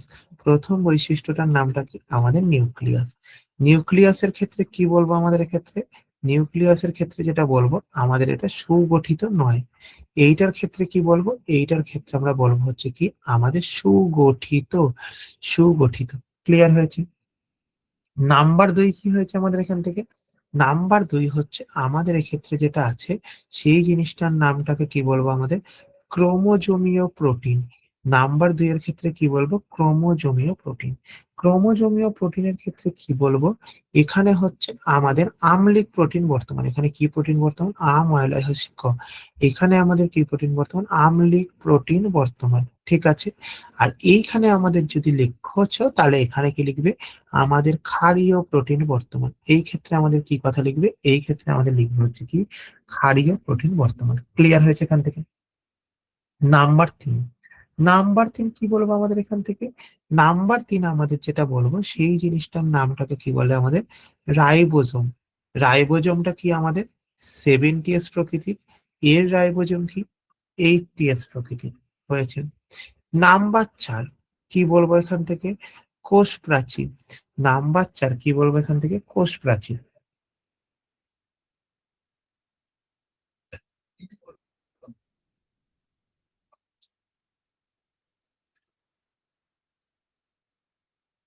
কোষ প্রাচীর। কোষ প্রাচীর আমাদের কি দ্বারা তৈরি? তো দেখো, ইন জেনারেলি প্রোক্যারিওটিক কোষে মেনলি কোষ প্রাচীর দেখা যায়, ইউক্যারিওটিক কোষে খুব একটা দেখা যায় না। বাট যদি কোনো কোনো ক্ষেত্রে দেখা যায়, তাহলে মাথায় রাখবে যে প্রোক্যারিওটিক কোষের যে আমাদের কোষ প্রাচীর, সেটি আমাদের মিউকোপেপটাইড দ্বারা গঠিত। কি দ্বারা গঠিত? মিউকোপেপটাইড দ্বারা গঠিত হয়েছে এখান থেকে। আর এটা আমাদের কি দ্বারা গঠিত? এটি হচ্ছে আমাদের সেলুলোজ দ্বারা গঠিত। এটি আমাদের কি দ্বারা গঠিত? এটি আমাদের সেলুলোজ দ্বারা গঠিত। ক্লিয়ার হয়েছে এখান থেকে? নেক্সট কি বলেছে আমাদের এখান থেকে? নেক্সট হচ্ছে আমাদের এখান থেকে মাথায় রাখো যে কোষ বিভাজন। নেক্সট কি মাথায় রাখো? কোষ বিভাজন। এই যে কোষ বিভাজন আছে, এটা কি প্রকৃতির? না, মেইনলি আমাদের এখানে যে জিনিসটা হচ্ছে, সেই জিনিসটা হচ্ছে আমাদের কোষ বিভাজনটা হচ্ছে আমাদের অ্যামাইটোসিস প্রকৃতির। আমাদের কি প্রকৃতির? অ্যামাইটোসিস প্রকৃতির হয়েছে এখান থেকে। এটা কি প্রকৃতির? এটা হচ্ছে আমাদের মাইটোসিস ও মিওসিস প্রকৃতির। এটা হচ্ছে মাইটোসিস ও আমাদের কি প্রকৃতির বলো?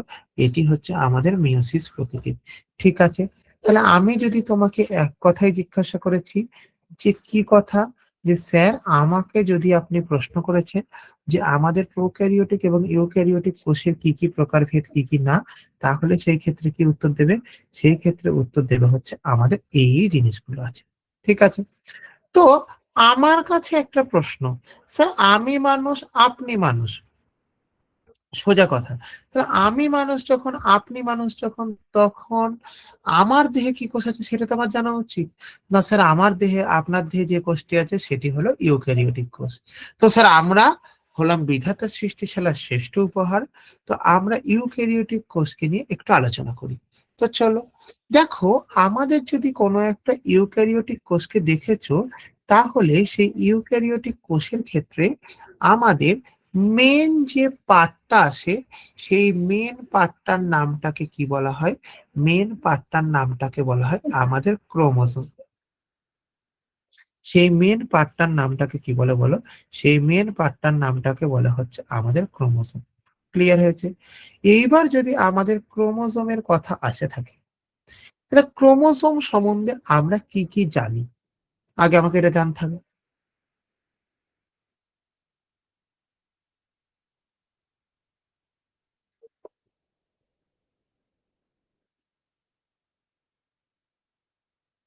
ক্রোমোজোম সম্বন্ধে আমি কি কি জানি বলো তো?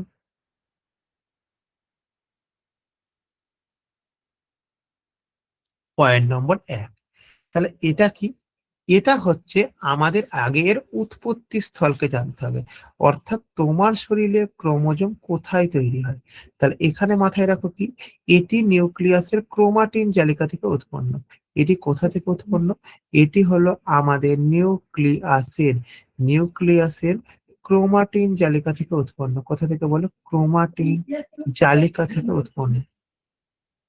ঠিক আছে, তাহলে প্রশ্ন যদি এটা আসে যে কোথা থেকে উৎপন্ন, তাহলে এখানে উত্তর দেবে কি, নিউক্লিয়াসের ক্রোমাটিন জালিকা থেকে উৎপন্ন। 1 নম্বর। নাম্বার 2, কি গো 2? যে আমাদের যেটা নিউক্লিয়াসের ক্রোমাটিন জালিকা থেকে উৎপন্ন, এটি কি কি দিয়ে তৈরি? তাহলে এটা মাথায় রাখো, এটি নিউক্লিক অ্যাসিড ও প্রোটিন দিয়ে তৈরি। এটি কি? এটি হলো আমাদের নিউক্লিক অ্যাসিড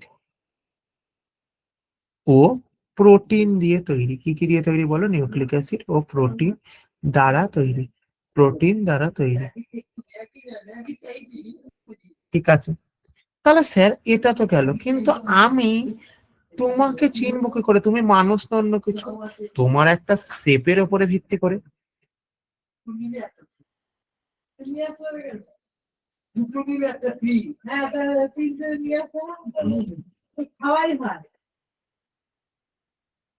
তোমার একটা শেপের উপরে ভিত্তি করব, তাহলে তোমার শেপটা কি আছে?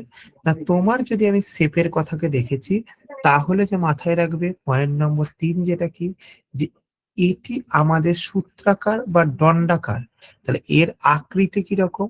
না, এর যদি আমি আকৃতিটা দেখেছি, তবে আমি এটা কি দেখবো? এটা হচ্ছে আমাদের কি দেখবো? সূত্রাকার বা দণ্ডাকার। সূত্রাকার বা দণ্ডাকার। ক্লিয়ার হয়েছে এখান থেকে? ক্লিয়ার হলো। নাম্বার 4, নাম্বার 4 জিনিসটা কি? নাম্বার 4 যে জিনিসটা আছে ভালো করে মাথায় রাখো, যে এটা কি করে, না এটির কাজ কি, না এর কাজ কি, এর কাজ হচ্ছে আমাদের বংশগত বৈশিষ্ট্য পরিবহন করা। তাহলে আমাদের এখানে কি আছে, না বংশগত বৈশিষ্ট্য কি করা, বংশগত বৈশিষ্ট্য বহন করা, 1 নম্বর। নাম্বার 2 কি, পরিব্যক্তি ও বিবর্তনে মুখ্য ভূমিকা পালন করা। পরিব্যক্তি ও বিবর্তনে, পরিব্যক্তি ও বিবর্তনে মুখ্য ভূমিকা পালন করা।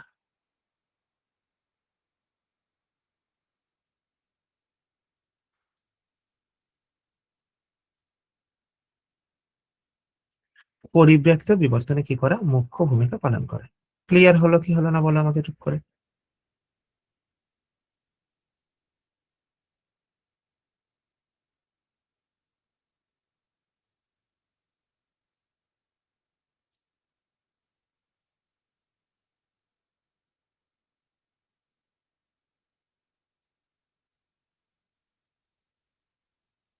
মাগো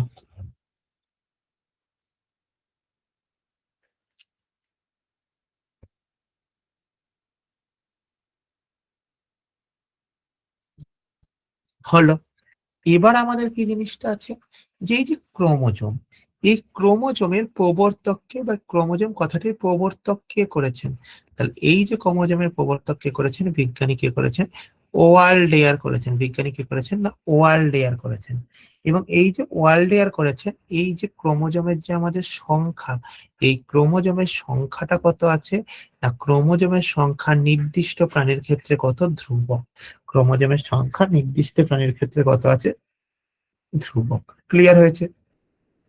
তাহলে মানুষের ক্ষেত্রে কত, মানুষের ক্ষেত্রে আছে 46টি বা 23 জোড়া। মানুষের ক্ষেত্রে কি আছে, 46টি বা 23 জোড়া। ক্লিয়ার হয়েছে? এখান থেকে ভালো করে বুঝতে পেরেছো? তাহলে এবার আমাদের জিনিসটা কি বলবো, এটা গেল। এর পরবর্তীতে আমাদের কি জিনিস আছে, না এর পরবর্তীতে হচ্ছে যে আমাদের এই যদি ক্রোমোজোমের শ্রেণী বিভাগ করেছি, এই যদি আমি কি করেছি, ক্রোমোজোমের শ্রেণী বিভাগ করেছি, তাহলে প্রথম কথা আমাদের এখান থেকে একটা হেডিং লেখো কি, classification, classification of chromosome.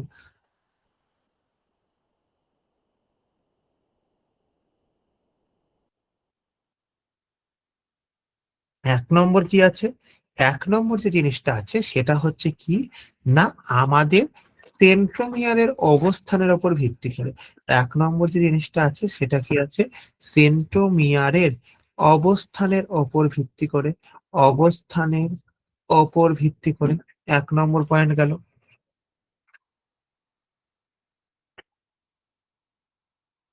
Number 2 কি আছে, নাম্বার 2 যে জিনিসটা আছে সেটা হচ্ছে কি, আমাদের সেন্ট্রোমিয়ারের সংখ্যার উপর ভিত্তি করে। সেন্ট্রোমিয়ারের কিসের উপর ভিত্তি করে, সেন্ট্রোমিয়ারের সংখ্যার উপর ভিত্তি করে। সংখ্যার উপর কি করে, সংখ্যার উপর ভিত্তি করে। তাহলে আমাদের দুটো জিনিস গেল, একটা জিনিস গেল এটা, আর একটা জিনিস গেল ওটা। ঠিক আছে, এখন প্রশ্নটি হলো এটা,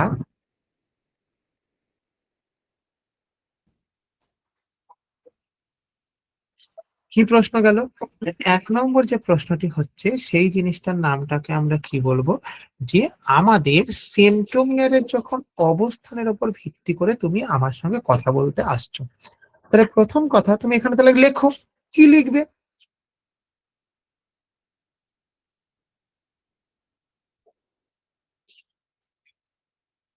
কি লিখবে, তাহলে হেডিং লেখো যে সেন্ট্রোমিয়ারের অবস্থানের উপর ভিত্তি করে, সেন্ট্রোমিয়ারের কিসের ওপর, না অবস্থানের ওপর, সেন্ট্রোমিয়ারের অবস্থানের ওপর ভিত্তি করে, অপর কি করে, না ভিত্তি করে কি হয়েছে, না ভিত্তি করে ক্রোমোজোমের শ্রেণীবিভাগ।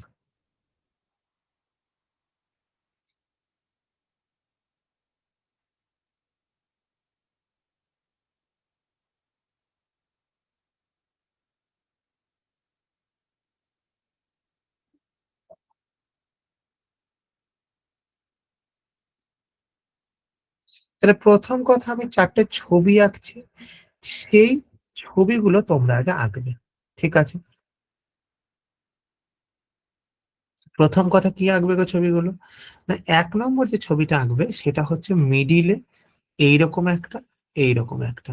নেক্সট কি আঁকবে? এইখানে এইরকম একটা, একটু ভুল আঁকলো,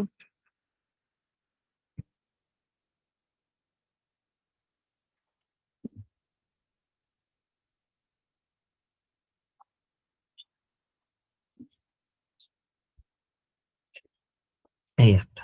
ঠিক আছে, তাহলে প্রথম কথা কি বললাম আমাদের এখান থেকে, যে আমাদের 1 নম্বর পয়েন্ট, 1 নম্বর পয়েন্ট কি? প্রথমে দেখো সেন্ট্রোমিয়ারটা আমাদের মাঝখানে আছে, মাঝখানে আছে মানে কি আছে? মাঝখানে আছে মানে আমরা যেই দেখেছি, তবে আমরা এখানে কি হিসাব করব?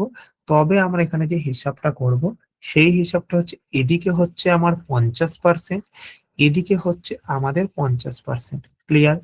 এদিকে হচ্ছে আমাদের 45%, এদিকে হচ্ছে আমাদের 55%, এদিকে হচ্ছে আমাদের 10%, এদিকে হচ্ছে আমাদের 90%, এদিকে হচ্ছে আমাদের 0%, এদিকে 0% বলা ভুল, এদিকে 1%, এদিকে আমাদের 99%। তাহলে এই যে জিনিসগুলো থাকলো, এই জিনিসগুলোকে আমাদের কি বলবো?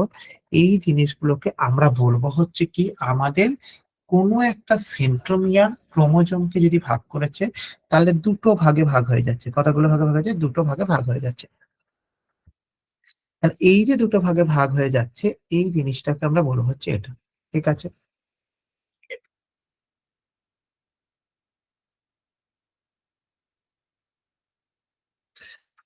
তাহলে প্রথম কথা, যখন আমার এই ফিগারটা দেখছো বা এই সিম্বলটা দেখছো, তখন আমার যে জিনিসটা থাকছে, এই জিনিসটার নামটাকে আমাদের কি বলা হয়? এই জিনিসটার নামটাকে আমাদের বলা হয় হচ্ছে কি মেটাসেন্ট্রিক ক্রোমোসোম। সেই জিনিসটার নামটাকে আমাদের কি বলে? সেই জিনিসটার নামটাকে আমাদের বলে হচ্ছে কি মেটাসেন্ট্রিক ক্রোমোসোম। নাম্বার 2 জিনিসটার নামটা কি? নাম্বার 2 জিনিসটার নামটাকে বলে কি আমাদের সাব মেটাসেন্ট্রিক ক্রোমোসোম। নাম্বার 3 জিনিসটার নামটাকে কি বলবো? আমাদের অ্যাক্রোসেন্ট্রিক ক্রোমোসোম। নাম্বার 4 জিনিসটার নামটাকে কি বলবো? নাম্বার 4 জিনিসটার নামটাকে বলবো হচ্ছে কি টেলোসেন্ট্রিক ক্রোমোসোম।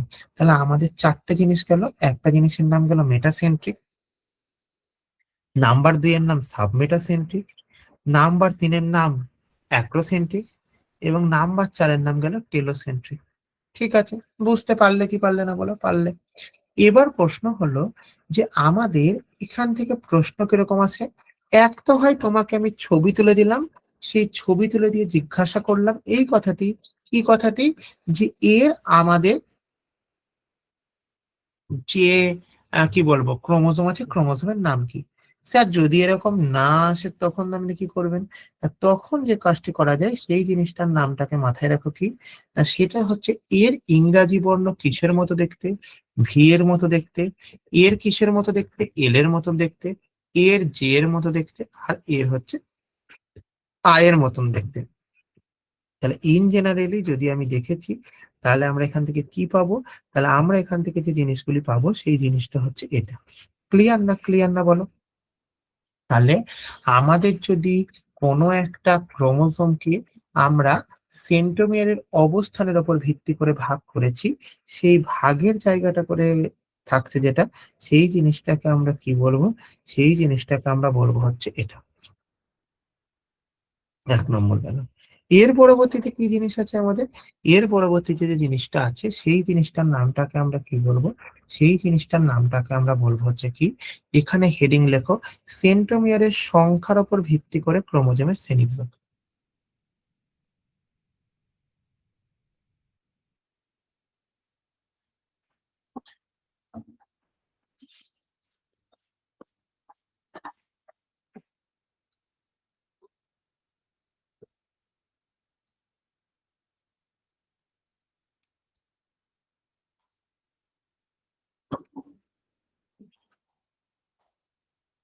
অর্থাৎ আমি যদি তোমাকে দেখেছি, তোমার যে ক্রোমোজোম আছে, এই ক্রোমোজোমের সেন্ট্রোমিয়ারের সংখ্যার উপর আমি জাস্ট ভাগ করছি, তাহলে সেই জিনিসটার কি হবে বা কি হবে না, এই নিয়ে তো ডিল করছি। তাহলে প্রথম কথা আমি যেগুলো পাবো, 1 নম্বর পয়েন্ট, 1 নম্বর পয়েন্ট কি পাবো ভালো করে বোঝার চেষ্টা করো। দেখো, এখানে লেখো সেন্ট্রোমিয়ারের সংখ্যা,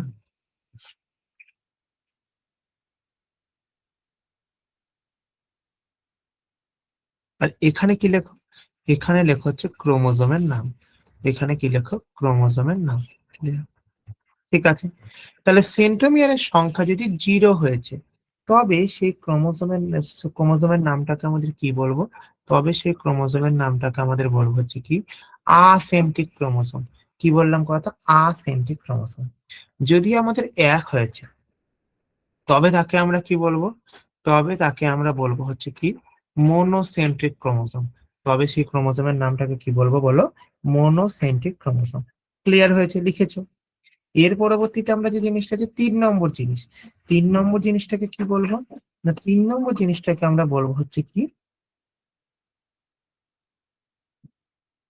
3 নম্বর জিনিসটাকে আমরা কি বলবো না, 3 নম্বর জিনিসটাকে আমরা বলবো হচ্ছে কি, যে আমাদের যেটা থাকলো বা দুই, যে জিনিসটা যদি 2 থাকে, তাহলে তাকে আমরা কি বলবো, তাহলে তাকে আমরা বলবো ডাইসেন্ট্রিক ক্রোমোজোম। আর গ্রেটার দেন 2 যদি থাকে, তবে সেই জিনিসটাকে আমরা কি বলবো, তবে সেই জিনিসটাকে আমরা বলবো হচ্ছে কি পলিসেন্ট্রিক ক্রোমোজোম। তবে সেই জিনিসটাকে আমরা কি বলবো, সেই জিনিসটাকে আমরা বলবো হচ্ছে কি পলিসেন্ট্রিক ক্রোমোজোম। ক্লিয়ার না, ক্লিয়ার না? ক্লিয়ার হলো? তাহলে আমাদের এই 4টে জিনিস গেল। তাহলে এই 4টে জিনিসের ক্ষেত্রে আমরা কি দেখলাম, আমাদের সেন্ট্রোমিয়ারের নাম এবং সেন্ট্রোমিয়ারের সংখ্যার উপর ভিত্তি করে। তাহলে এইটুকুনি পর্যন্ত যা যা জিনিসটা হলো, লাইসোজোম, লাইজোম বলে কিছু হয় না, কি নাম, সোনু, এই সানু যে কথাটি বলছো, লাইজোম বলে কিছু হয় না, লাইসোজোম বলে একটা কথা হয়। লাইসোজোম কথাটি হলো এমন কথাই, যে আমার সঙ্গে যদি তোমার গায়ে জাস্ট একটা বিন্দুমাত্র টাচ লাগে, কি হবে না, হবে যেটা, তোমার শরীর এবং আমার শরীরে within a fraction of second লক্ষ হাজার কোটি কোষ মারা যাবে।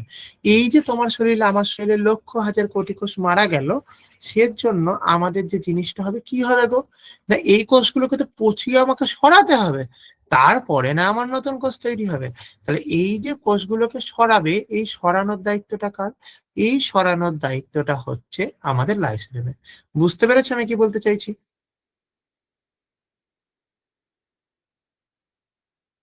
বুঝতে পেরেছো কি পারোনি বলো একটুখানি?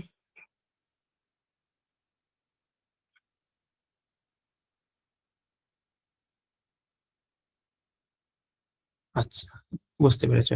তাহলে দেখো, যেটুকু যা পড়ানো হলো, প্রথমত কোষ, কোষের মধ্যে প্রোক্যারিওটিক কি ইউক্যারিওটিক কি, এবং তার পরবর্তীতে আমাদের কোষের মধ্যে ইউক্যারিওটিক এবং ইউক্যারিওটিকের মধ্যে ক্রোমোজোম সম্বন্ধে একটা সংক্ষিপ্ত আইডিয়া দেওয়া হলো।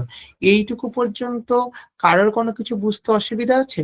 একটু প্রত্যেকে কমেন্ট করে আমাকে জানাবে যে না স্যার, আমি এই পার্টটা এই জায়গাটা করে বুঝতে পারিনি, বা এই জায়গাটা করে একবার যদি বলে দিতেন তাহলে ভালো হতো।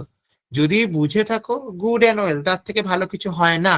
বা আমি যেভাবে বলেছি, আশা করি না কেউ অসুবিধা থাকবে, বাট তবু যদি কারোর থেকে থাকে, তাহলে আমাকে বলতে পারো। না স্যার, চলো। আচ্ছা, সুখদেব বলছো, মোনালিসা বলছো, আচ্ছা। তাহলে আশা করছি প্রত্যেকে বুঝতে পেরেছো। দেখো, প্রত্যেকে কিন্তু, তোমরা কিন্তু যেই নোটটাকে আমি লেখাচ্ছি, এই নোটটাকে কিন্তু লিখবে। কারণ তোমরা যখন এই নোটটাকে লিখছো, দেখো এখানে যেমন বাংলা এবং ইংরাজি দুটো ভার্সনেই তোমাদেরকে লেখানো হচ্ছে বা পড়ানো হচ্ছে, বলা হচ্ছে, ঠিক তেমনি এই হ্যান্ড রিটেন নোট ছাড়াও তোমাদের কাছে কিন্তু আর একটা প্রিন্টেড কপির নোট যাবে। প্রিন্টেড কপির নোট মানে কি, সাপোজ তুমি যদি একটা বই কিনে পড়েছো, সেই বইয়ে যেমন প্রিন্টেড লেখা থাকে, আমার কটা হচ্ছে এরকম ক হয়ে যায়, আর ওদের কটা তা না, ওদের কটা একবার ডাইরেক্ট ক এর মতনই ক হয়। তাহলে এই যে রকম যে প্রিন্টেড নোট, সেই প্রিন্টেড নোটও কিন্তু তোমরা বাংলা ইংরাজি অর্থাৎ বাইল্যাঙ্গুয়েজাল বোথ ল্যাঙ্গুয়েজে তোমরা কিন্তু এই জিনিসটা পাবে। হ্যান্ড রিটেন নোট প্লাস তোমরা ওই নোট পাবে। কিন্তু সেই জিনিসটা তখনই তোমার কাজে লাগবে, যখন তুমি এই জিনিসটা নিজের খাতায় পড়া চলাকালীন লিখছো। প্রত্যেকে নিজের খাতায় নোট করছো তো? প্রত্যেকে নিজের খাতায় নোট করছো তো?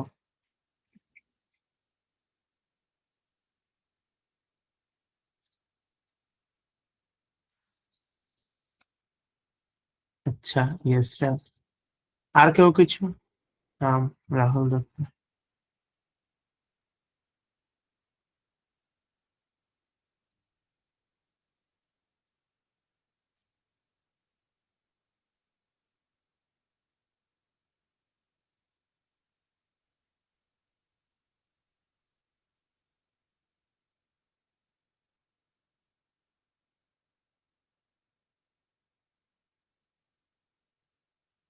হলো। তাহলে আমাদের যদি এই ক্রোমোজোম সম্বন্ধে আমি দেখেছি, এই ক্রোমোজোমে যেখানে আমাদের সেন্ট্রোমিয়ার অবস্থান করে, যেখানে আমাদের কি অবস্থান করে, যেখানে আমাদের অবস্থান করে হচ্ছে কি সেন্ট্রোমিয়ার। এক সেকেন্ড একটু লাইনটা ধরো তো প্রত্যেকে।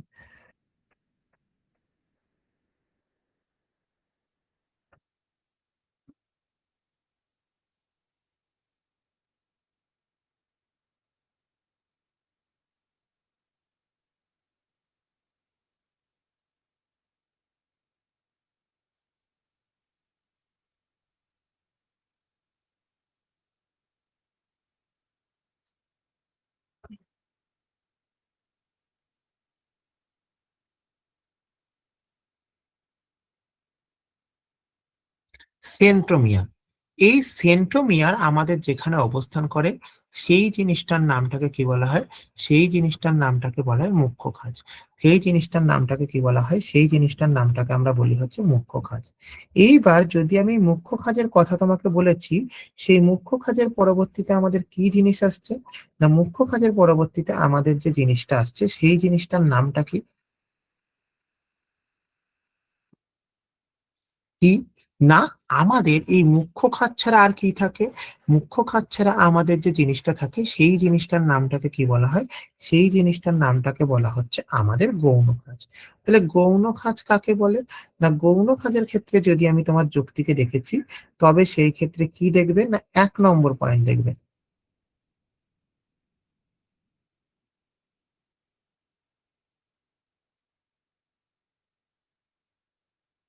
কি, যে লেখো কোন কোন সেন্ট্রোমিয়ারে, কোন কোন সেন্ট্রোমিয়ারে মুখ্য খাত ছাড়াও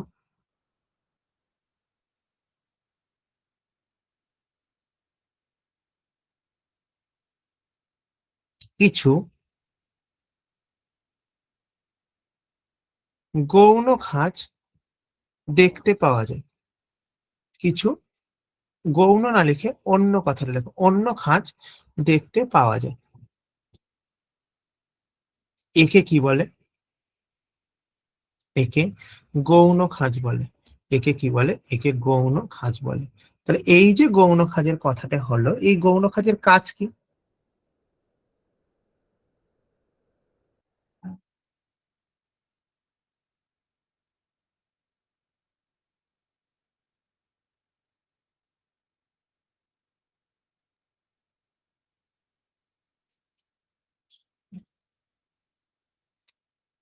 এই গৌণ খাঁজের কাজ কি, না এই গৌণ খাঁজের যে কাজ সেই কাজটা হচ্ছে 1 নম্বর মাথায় রাখো কি, যে এর কাজ হচ্ছে নিউক্লিয় ওলাস গঠনে সহায়তা করা। কি করা, নিউক্লিয়, নিউক্লিয়, নিউক্লিয় ওলাস, নিউক্লিয় ওলাস গঠনে সহায়তা করা, নিউক্লিয় ওলাস গঠনে কি করা, গঠনে সহায়তা করা, নিউক্লিয় ওলাস গঠনে কি করা, সহায়তা করা। ঠিক আছে, বুঝতে পেরেছো?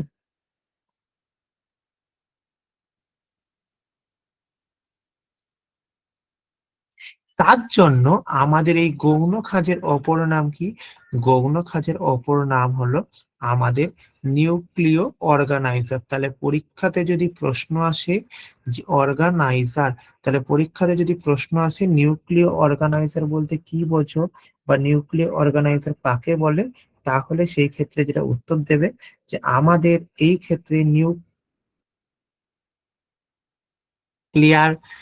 উল্লাস গঠনে সহায়তা করে, এটাকে আমরা কি বলবো, এই জিনিসটাকে আমরা বলবো হচ্ছে কি নিউক্লিয় অর্গানাইজার বলবো, নিউক্লিয় অর্গানাইজার বলবো। ঠিক আছে, এখান থেকে ক্লিয়ার হয়েছে এখান থেকে। এরপরে কি আছে, যে স্যার আমার যখন নিউক্লিয়াসের কথা থাকলো, নিউক্লিয় অর্গানাইজারের কথা থাকলো, এই নিউক্লিয় অর্গানাইজার ছাড়াও আমাদের কি থাকে, আরো কিছু জিনিস থাকে, কি কি থাকে, সেই জিনিসটার নামটাকে আমরা প্রথম কথা কি বলি, সেই জিনিসটার নামটাকে আমরা বলি হচ্ছে স্যাটেলাইট, স্যাটেলাইট,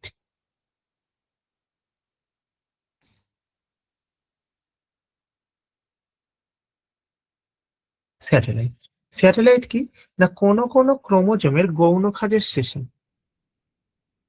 কোন কোন ক্রোমোজোমের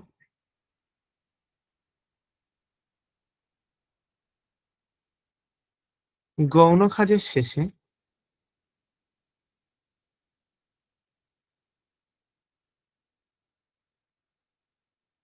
কি হয় না, ছোট গোলাকার বা দণ্ডাকার অংশ দেখতে পাওয়া যায়।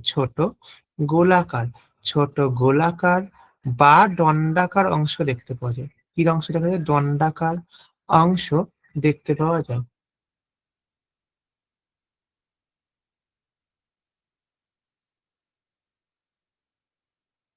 তাকে কি বলে?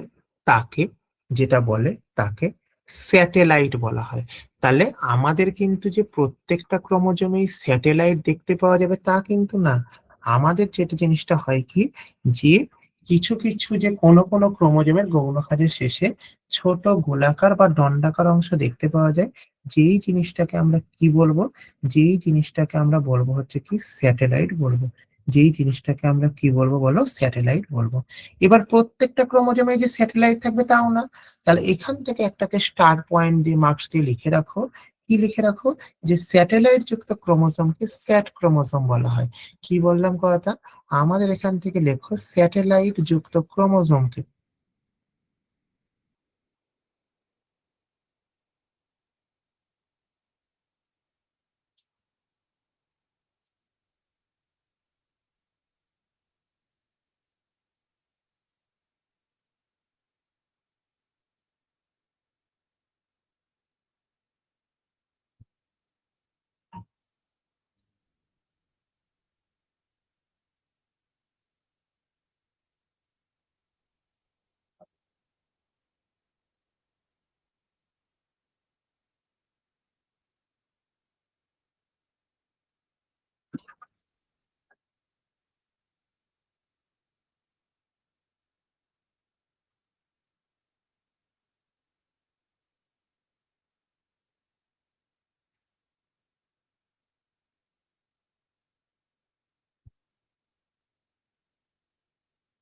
তাহলে কি হলো? স্যাট ক্রোমোজোম বলে।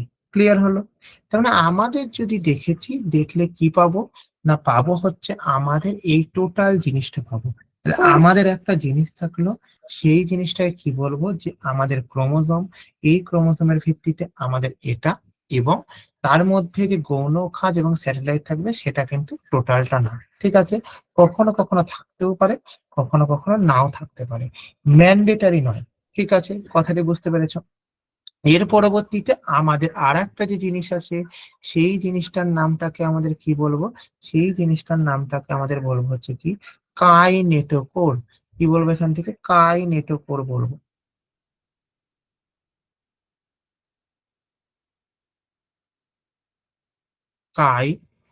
কাইনেটোকোর, কাইনেটোকোর বলবো।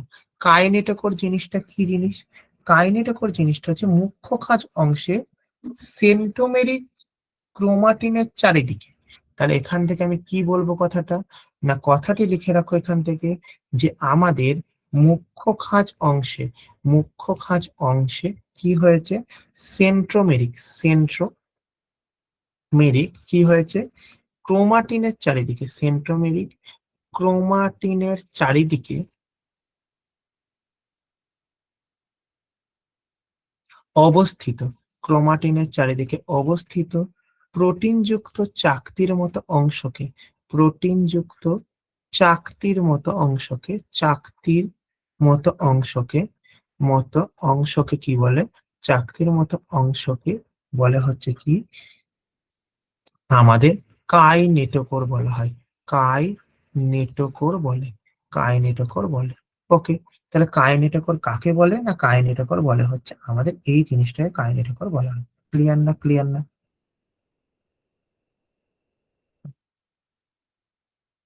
হয়েছে? ক্লিয়ার? তাহলে প্রত্যেকে বুঝতে পেরেছো কি পারোনি একটুখানি আমাকে বলো। স্যার স্যাটেলাইটটা সেট ক্রোমোজোম, স্যার তো হ্যাঁ, স্যাটেলাইট যুক্ত ক্রোমোজোমকে সেট ক্রোমোজোম বলা হয়। ঠিক আছে? হুম,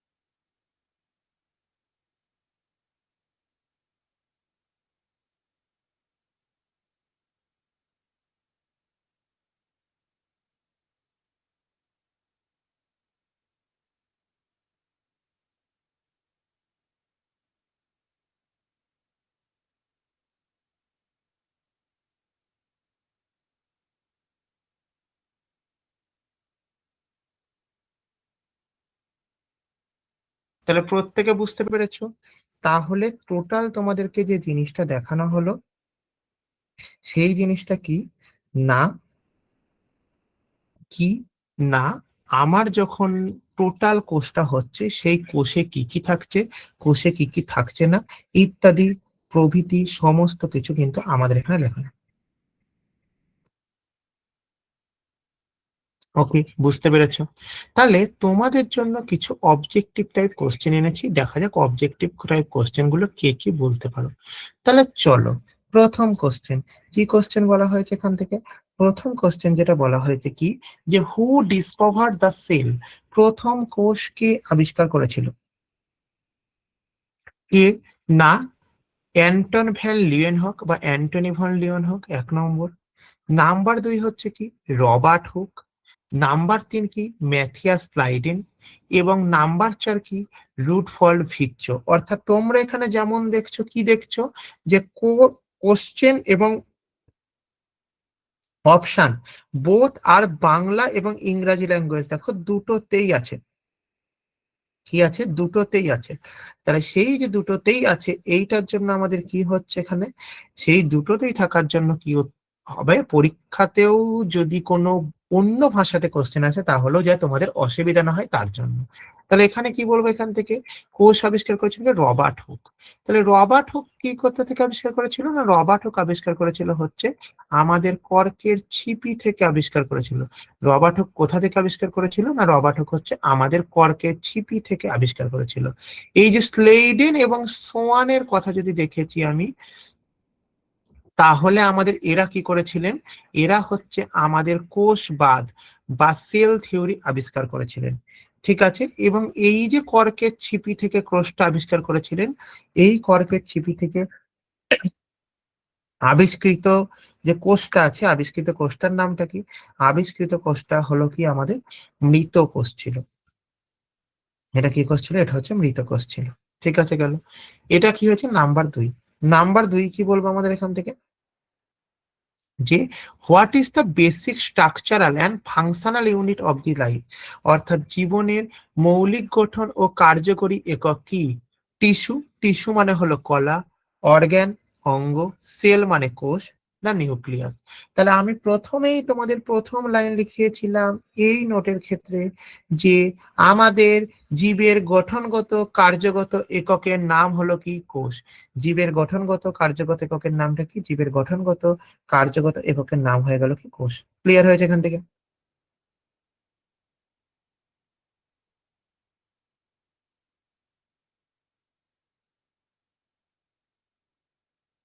বুঝতে পারলে?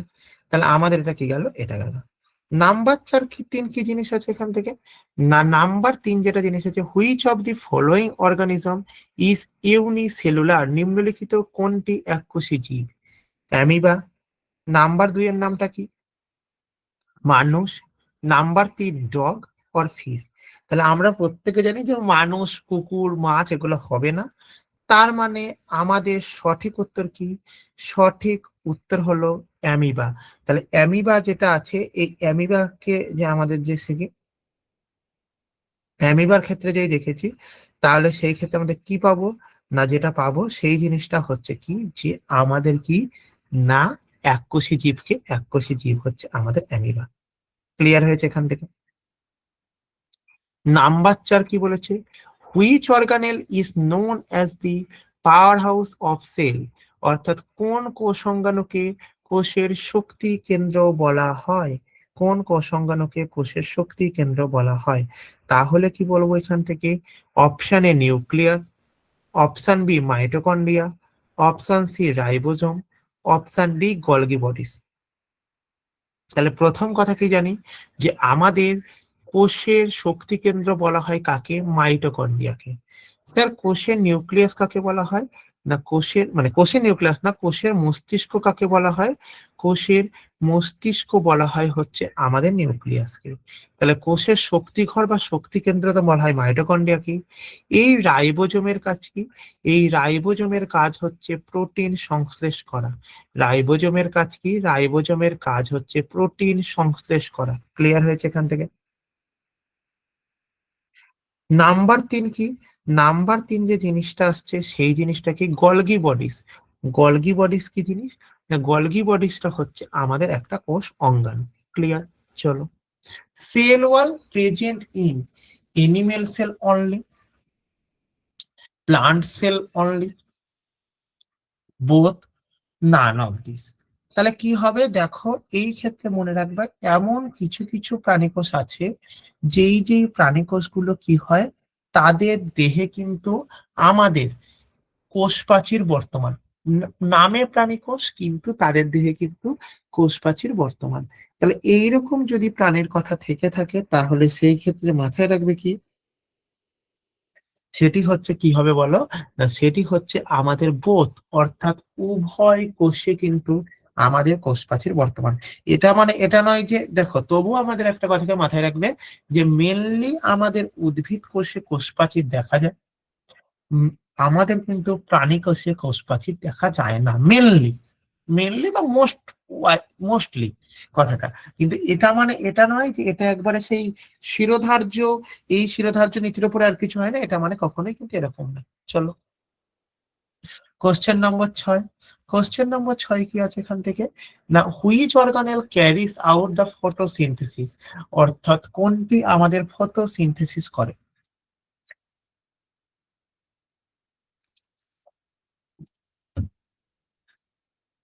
কে করে? ক্লোরোপ্লাস্ট করে, মাইটোকন্ড্রিয়া করে, রাইবোজোম করে, না লাইসোজোম করে। তারা প্রত্যেকে জানো যে আমাদের যখন সালোক সংশ্লেষ হয়, সালোক সংশ্লেষের ক্ষেত্রে প্রধান যে উপাদান, সেই প্রধান উপাদান কি, সূর্যালোকের উপস্থিতিতে ক্লোরোফিলের সহায়তায় উদ্ভিদের পাতার ক্লোরোপ্লাস্টে আমাদের যেটি থাকে তাকে আমরা কি বলবো, তাকে ক্লোরোপ্লাস্ট বলবো। এবার ক্লোরোপ্লাস্টের ক্ষেত্রে আমাদের কি বলবো, না এটা আমাদের সালোক সংশ্লেষে সক্ষম। আদারওয়াইজ ক্লোরোপ্লাস্ট আমাদের মাইটোকন্ড্রিয়া, রাইবোজোম, লাইসোজোম এগুলো কিন্তু জাস্ট এক একটা অঙ্গাণু। মাইটোকন্ড্রিয়াকে কি বলা হয়, মাইটোকন্ড্রিয়াকে কোষের শক্তিঘর বলা হয়। রাইবোজোমের কাজ কি, রাইবোজোমের কাজ হচ্ছে আমাদের প্রোটিনকে সংশ্লেষ করা। হলো, লাইসোজোমের কাজ কি, না আত্মঘাতী থলি হিসেবে কাজ করা। লাইসোজোমের কাজ কি, আত্মঘাতী থলি হিসেবে কাজ করা। ক্লিয়ার না, ক্লিয়ার না বলো? ক্লিয়ার হয়েছে। এবার কি বলেছে, control system, the control centre of the cell, অর্থাৎ কোষের নিয়ন্ত্রক কেন্দ্র হলো কে।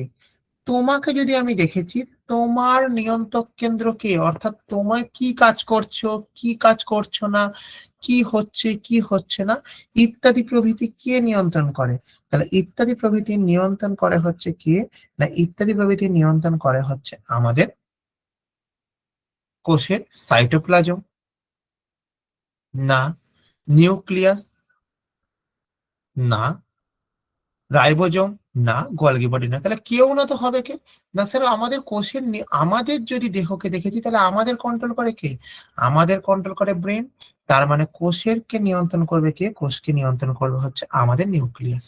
কোষের যদি ব্রেন দেখেছি তাহলে কোষের ব্রেনটাকে আমরা কি বলবো, কোষের ব্রেনটাকে আমরা বলবো হচ্ছে কি নিউক্লিয়াস। হয়েছে, ব্যাপারটা বুঝতে পেরেছো?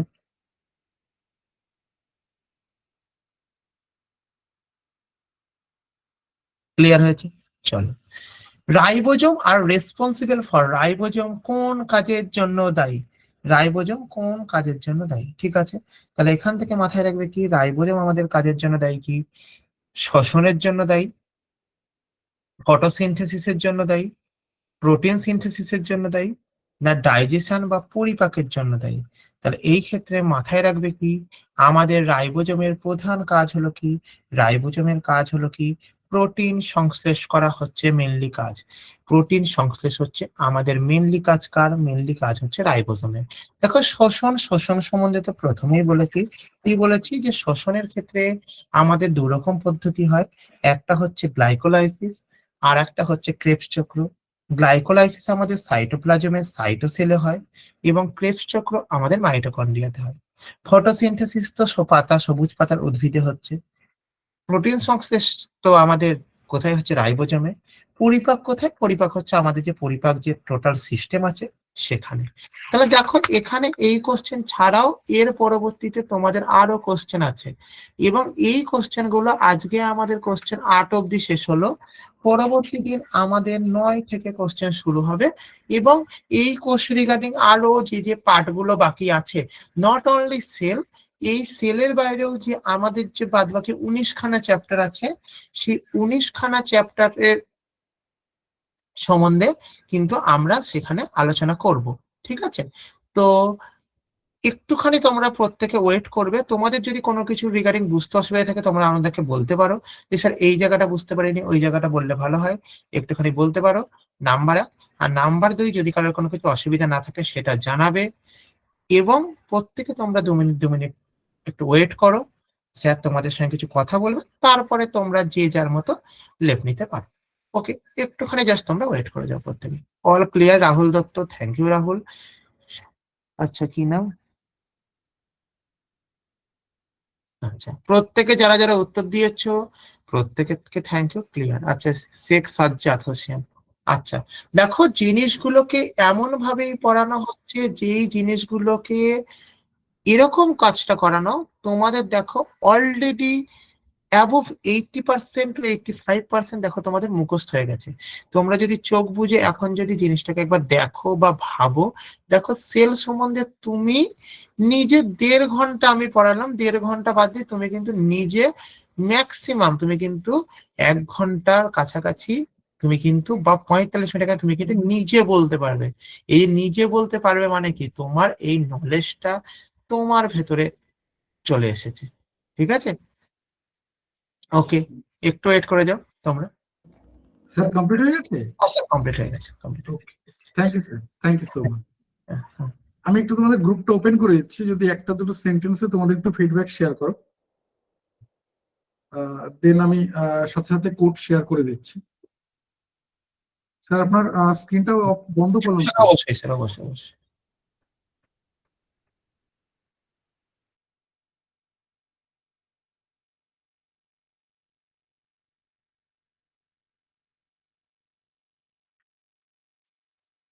আমি এখান থেকে স্ক্রিনটা শেয়ার করে দিচ্ছি, যাতে করে অসুবিধা না হয়, সময় নষ্ট না হয়, এই আর কি অসুবিধা বলছি। আমি দেখো একটু গ্রুপটা ওপেন করে দিলাম, একটু যদি একটা দুটো সেন্টেন্সে তোমাদের একটু ফিডব্যাক শেয়ার করো। গ্রুপটা ওপেন আছে দেখো, দেন আমি সাথে সাথে কোড শেয়ার করে দিচ্ছি। একটু যদি একটা দুটো সেন্টেন্সে তোমাদের একটু ফিডব্যাক শেয়ার করো। আবারও বলছি, সায়েন্সের 2জন ফ্যাকাল্টি থাকবেন, বায়ো সায়েন্স ফিজিক্যাল সায়েন্স আলাদা ফ্যাকাল্টি থাকবে। পরীক্ষা যেহেতু ডব্লিউবিসিএস, সেইভাবে প্রিপারেশন কিন্তু চলবে। খুব ডিটেলসে ক্লাস হবে, কিন্তু নাম্বার অফ ক্লাস বেশি থাকবে, চাপ একটু থাকবে, কম চাপ কিন্তু থাকবে। কিন্তু কখনো মনে হবে না যে যাই হোক করে সিলেবাস শেষ হয়ে গেল। ঠিক যেমন ভাবে ক্লাস হচ্ছে, যে স্যাররা ক্লাস নিচ্ছে, এইভাবেই ক্লাসগুলো কিন্তু কন্টিনিউ চলবে। একটু যদি একটা দুটো সেন্টেন্সে তোমাদের একটু ফিডব্যাক শেয়ার করো।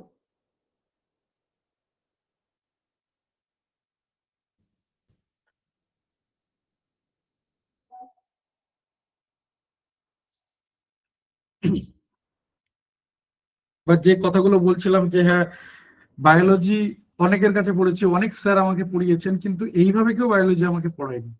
মানে হতে পারে আমি অনেকটা হয়তো বাড়িয়ে বলেছি, কিন্তু কোথায় মানে যেরকম যা বললাম ক্লাসের সম্পর্কে সেইগুলো, বা এর আগে ইংলিশ ক্লাস নিয়ে বলেছি, এর আগে জিওগ্রাফি ক্লাস নিয়ে বলেছি, দেখো সেগুলো কতটা কি মিলছে বা কিছু। আমি এই কথাগুলো আবারও বলে দিই, যে এর আগেও বলেছি যে আমাদের কিন্তু ওই অর্থে কোনো সো কল ডব্লিউবিসিএস অফিসার পড়াবেন না। মানে এটা একটা বিরাট ব্যাপার, ডব্লিউবিসিএস অফিসার পড়াচ্ছেন মানে তুমি ডব্লিউবিসিএস অফিসার হয়ে যাবে। আমি ওই কনসেপ্টে বিশ্বাস করি না। আমাদের এখানে যারা পড়াবেন সাবজেক্ট এক্সপার্ট ফ্যাকাল্টি, অর্থাৎ তিনি ওই সাবজেক্টটা বাদ দিয়ে অন্য কিছু পড়াতে পারেন না। আজকে বায়োসায়েন্স টিচার, উনি ফিজিক্যাল সায়েন্স, হ্যাঁ ডেফিনেটলি কিছু না কিছু পারবেন, যেহেতু সায়েন্স নিয়ে পড়েছেন ডেফিনেটলি পারবেন, কিন্তু কোর্স নিয়ে যেভাবে বলতে পারলেন, ওনাকে যদি একই রকম ভাবে যদি আমাদের পরমাণুর গঠন নিয়ে বলা হয়, হয়তো এত স্মুথলি পড়াতে পারবেন, এত ভাবে এইরকম আর কি, যে সাবজেক্ট ওয়াইজ আলাদা ফ্যাকাল্টি থাকবে, কোনো একজন ফ্যাকাল্টি একাধিক সাবজেক্ট পড়াবেন না। সাবজেক্ট ওয়াইজ আলাদা ফ্যাকাল্টি থাকবে। এছাড়া অনেকগুলো সাবজেক্ট এখনো বাকি রয়েছে। পলিটি আলাদা ফ্যাকাল্টি থাকবে, ইকোনমিক্স ফ্যাকাল্টি থাকবে আলাদা, আগেই বললাম ফিজিক্যাল সায়েন্সের জন্য আলাদা ক্লাস থাকবে। ম্যাথ রিজনিং আমি নিজে থাকবো আগামীকাল ক্লাসে, কিন্তু ম্যাথ রিজনিং এ আমি বাদ দিয়ে আরো 2 জন ফ্যাকাল্টি থাকবে, অর্থাৎ শুধুমাত্র ম্যাথ এবং রিজনিং এ 3 জন ফ্যাকাল্টি থাকবে। এছাড়া এর মধ্যে বাংলা ডেসক্রিপটিভের ক্লাস থাকবে। বাংলা যে ডেসক্রিপটিভ আমাদের যেটুকু রয়েছে, কারণ ইংলিশ বাংলা টপিক গুলো কম বেশি প্রায় সেম, কিন্তু বাংলার প্রিপারেশন বাংলার মতো করে নিতে হবে, ইংলিশের প্রিপারেশন ইংলিশের মতো করে নিতে হবে। আমি এগুলো নিয়ে ডিটেলসে বলে দেবো তোমাদেরকে সব, আগামীকাল যে ক্লাস রয়েছে আমি বলে দেবো।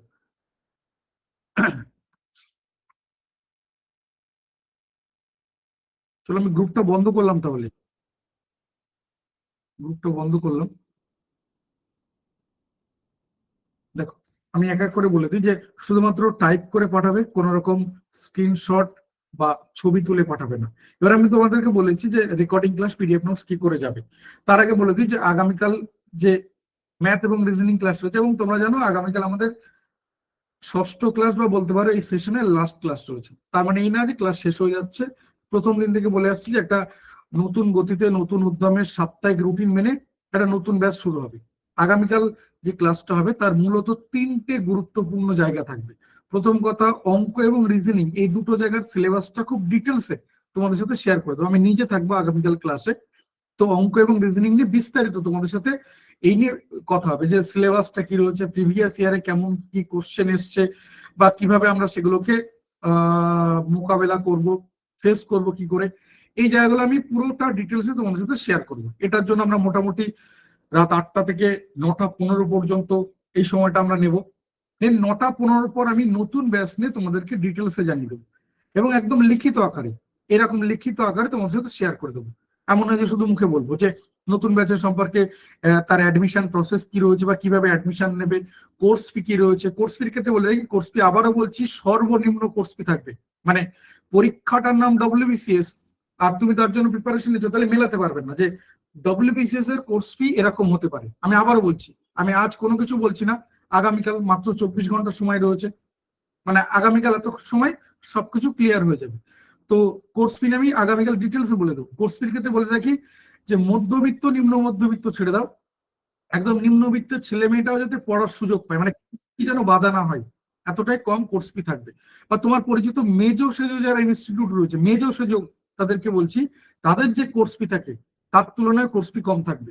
আর যদি কোয়ালিটি এডুকেশন বলো, তাহলে তুমি যাদেরকে বড় মনে করো, যাদেরকে হুমড়া চোমড়া মনে করো মার্কেটে, তারাও ধারে কাছে পৌঁছাতে পারবে না। কোর্স ফি এতটাই কম থাকবে, কোয়ালিটি এডুকেশন এতটাই বেটার থাকবে। আবারও বলছি, সাবজেক্ট ওয়াইজ ফ্যাকাল্টি থাকবে, কোনো একজন ফ্যাকাল্টি একাধিক সাবজেক্ট পড়াবেন না। আমাদের কোনো WBCS এক্সপার্ট ক্লাস নেন না, একদম এই জায়গাটা ক্লিয়ার করে দিচ্ছি। কোনো WBCS অফিসার, কোনো WBCS এক্সিকিউটিভ আমাদের ক্লাস নেন না। যারা পড়ান তারা সাবজেক্ট এক্সপার্ট ফ্যাকাল্টি পড়ান। এটা গেল 2 নম্বর জায়গা। এছাড়া সাপ্তাহিক রুটিন কি হবে, কোন কোন স্যার ম্যাডাম ক্লাস নেবেন, ক্লাসের টাইম, ক্লাসের ডিউরেশন, কোর্সের ডিউরেশন, A to Z শুধুমাত্র মুখে না, একদম লিখিত আকারে তোমাদের সাথে শেয়ার করে দেবো। মক টেস্ট যা কিছু রয়েছে, মক টেস্টের ক্ষেত্রে বলে রাখি, আমি ধরে নিই যে আমাদের কাছে মোটামুটি 70 দিন কি 75 দিন সময় রয়েছে, অন্তত কমপক্ষে 3 গুণ মক টেস্ট তোমাদের কাছে পৌঁছাবে। মানে তুমি যদি আজকে থেকে মক টেস্ট দেওয়া শুরু করো প্রত্যেকদিন 3টে করে, তাও তুমি মক টেস্ট শেষ করতে পারবে না। এই যা বলছি ঠিক সেরকম হবে, একটু এদিক ওদিক হবে না। যা কমিটমেন্ট করবো না তা হবে না। থার্ড পয়েন্ট যেটা, যে আগামীকাল একটা মাস্টার সিক্রেট কোড শেয়ার করা হবে। এতদিন পর্যন্ত সিক্রেট কোড শেয়ার করা হয়েছে, আগামীকাল মাস্টার সিক্রেট কোড শেয়ার করা হবে। এই মাস্টার সিক্রেট কোডের সাহায্যে বিগত সমস্ত ক্লাসের রেকর্ডিং এবং পিডিএফ নোটস, আরো একবার রিপিট করছি, রেকর্ডিং প্লাস পিডিএফ নোটস একসঙ্গে এক জায়গায় পেয়ে যাবে। রেকর্ডিং প্লাস পিডিএফ নোটস দুটোই একসঙ্গে এক জায়গায় পেয়ে যাবে আগামীকাল যে মাস্টার সিক্রেট কোড শেয়ার করা হবে। এবার এর আগে যারা সিক্রেট কোড শেয়ার করে রেখেছো তাদের ক্ষেত্রে বলে রাখি, তাদের যদি একাধিক দিন মাস্টার মানে সিক্রেট কোড শেয়ার করা থাকে তাদের কাছেও যাবে, কিন্তু সেটা অবশ্যই মিনিমাম 2 দিন হতেই হবে। অর্থাৎ যারা কোনো একদিন শেয়ার করে রেখেছে তাদের কাছে কিন্তু যাবে না। তো আগামীকাল অবশ্যই যে মাস্টার সিক্রেট কোড শেয়ার করা হবে তার সাথে রেকর্ডিং পিডিএফ নোটস একসঙ্গে এক জায়গায় পেয়ে যাবে। তো আগামীকাল এই 3টে গুরুত্বপূর্ণ জায়গা রয়েছে আগামীকাল ক্লাসে। অঙ্ক এবং রিজনিং নিয়ে বিস্তারিত আলোচনা করা হবে। 2 নম্বর যেটা বললাম, নতুন ব্যাচ নিয়ে তোমাদের সাথে ওপেন সমস্ত কিছু ক্লিয়ার করে দেওয়া হবে লিখিত আকারে। নতুন ব্যাচ অ্যাডমিশন প্রসেস কি রয়েছে, কিভাবে অ্যাডমিশন নেবে, কোর্স ফি কি হবে, কোন কোন স্যার ম্যাডাম ক্লাস নেবেন, সাপ্তাহিক রুটিন কি হবে, ক্লাসের টাইমিং, ক্লাসের ডিউরেশন, কোর্সের ডিউরেশন, A to Z সমস্ত কিছু আমি আগামীকাল তোমাদের সাথে ক্লিয়ার করে দেবো। 3 নম্বর যেটা বললাম, মাস্টার সিক্রেট কোড, যার সাহায্যে বিগত সমস্ত ক্লাসে, মানে গতকাল মানে আগামীকালকে ক্লাস সহ বিগত সমস্ত ক্লাসে, সেটা তোমার হতে পারে English class, geography class, history class, বা একদম প্রথম দিনের যে ক্লাসটা হয়েছিল, সমস্ত কিছু তোমাদের সাথে রেকর্ডিং PDF নোট সহ শেয়ার করে দেওয়া হবে। আমি কোডে চলে গেলাম। আজকের কোড হচ্ছে যেটা হাইলাইট করা রয়েছে এটাই, আর নাম্বারটা একই আছে। আগামীকাল এই নাম্বারটা কিন্তু পাল্টে যাবে, আগামীকাল এই নাম্বারটা কিন্তু পাল্টে যাবে, ঠিক আছে? কোডের মধ্যে অবশ্যই কোড পাল্টে যাবে, কোডের মধ্যে পরিবর্তন আসবে, আর এই নাম্বারটাও কিন্তু অবশ্যই পাল্টে যাবে। এই হোয়াটসঅ্যাপ নাম্বারটা কিন্তু আগামীকাল থাকবে না মাস্টার সিক্রেট কোডের ক্ষেত্রে। তাহলে আজকের কোড হচ্ছে ডেস্টিনেশন মাস্টার জি, আজকের কোড ডেস্টিনেশন মাস্টার জি, আর নাম্বারটা হচ্ছে 6291515880, 6291515880, 6291515880। কোড হচ্ছে ডেস্টিনেশন মাস্টার জি, আর নাম্বারটা হচ্ছে 6291515880, 6291515880। আশা করি সবাই কোড পেয়ে গেছো, কারোর কোথাও কোনো অসুবিধা নেই, আশা করি সবকিছু পেয়ে গেছো। কালকের নোটস পাওনি, এখন আর PDF নোটস বা রেকর্ডিং নিয়ে আর কোনো অসুবিধা নেই তো? আমি এও বলছি যে যারা বিগত ক্লাসগুলোর ক্ষেত্রে একাধিক দিন সিক্রেট কোড পাঠিয়ে রেখেছো, তাদের কাছেও এই রেকর্ডিং ক্লাস বা PDF নোটস গুলো পৌঁছে যাবে। তাহলে আশা করি আর ভয় পাওয়ার কোনো কিছু নেই, সবকিছু তোমাদের কাছে পৌঁছে যাবে। আমাকে আগামী 24 ঘন্টা পর্যন্ত সময় দাও, দেখবে সবকিছু তোমাদের কাছে পৌঁছে যাবে। বুঝতে পারলাম? কোনো কিছু, কোনো ক্লাসের কোনো কিছু বাদ থাকবে না। আচ্ছা, একটা ছোট্ট কোশ্চেন করবো, ছোট্ট কোশ্চেন করবো।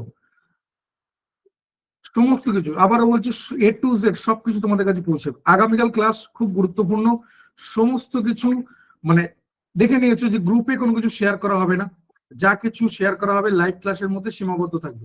তোমরা অনেকে আছো দেখো টেলিগ্রাম চ্যানেল, হোয়াটসঅ্যাপ চ্যানেলে রয়েছে, কোথাও দেখতে পাবে না যে অন্য কোনো কোর্স সম্পর্কে ডিটেলসে বলা হয়েছে। তা শুধুমাত্র এই লাইভ ক্লাসের মধ্যেই সীমাবদ্ধ থাকবে, অন্য কোথাও কোনো কিছু শেয়ার করা হবে না। তুমি হোয়াটসঅ্যাপ চ্যানেলে এতজন মেম্বার রয়েছে, প্রায় 12,000, 11,800-রও বেশি মেম্বার রয়েছে। আমি চাইলে প্রত্যেকদিন 10 বার করে শেয়ার করতে পারি, কিন্তু শেয়ার করা হয় না, ওখানে কোনো কিছু শেয়ার করা হয় না। তুমি আজও যদি জয়েন করো, বিগত 1 মাসের মেসেজ গুলো দেখতে পাবে, হোয়াটসঅ্যাপ চ্যানেলের কথা বলছি। আর টেলিগ্রাম চ্যানেলে তো বিগত 1 মাস কেন, একদম শুরু থেকে, জন্ম থেকে তুমি সবকিছু দেখতে পাবে। কেউ আমাকে একটা মেসেজ দেখাতে পারবে যে ওখানে কোন রকম কোর্সে ভর্তি হওয়া সংক্রান্ত কিছু রয়েছে? কিচ্ছু নেই ওখানে। একটা কোশ্চেন করবো, আচ্ছা তোমার মানে সবার শীত লাগে তো, আমারও শীত লাগে, আমারও শীত লাগে, তোমাদেরও শীত লাগে। আচ্ছা, শীত কোথায় লাগে? শীত কোথায় লাগে মানে, বা এই একটা কোশ্চেন হলো, শীত কোথায় লাগে? খুব বোকা বোকা কোশ্চেন না? শীত কোথায় লাগে?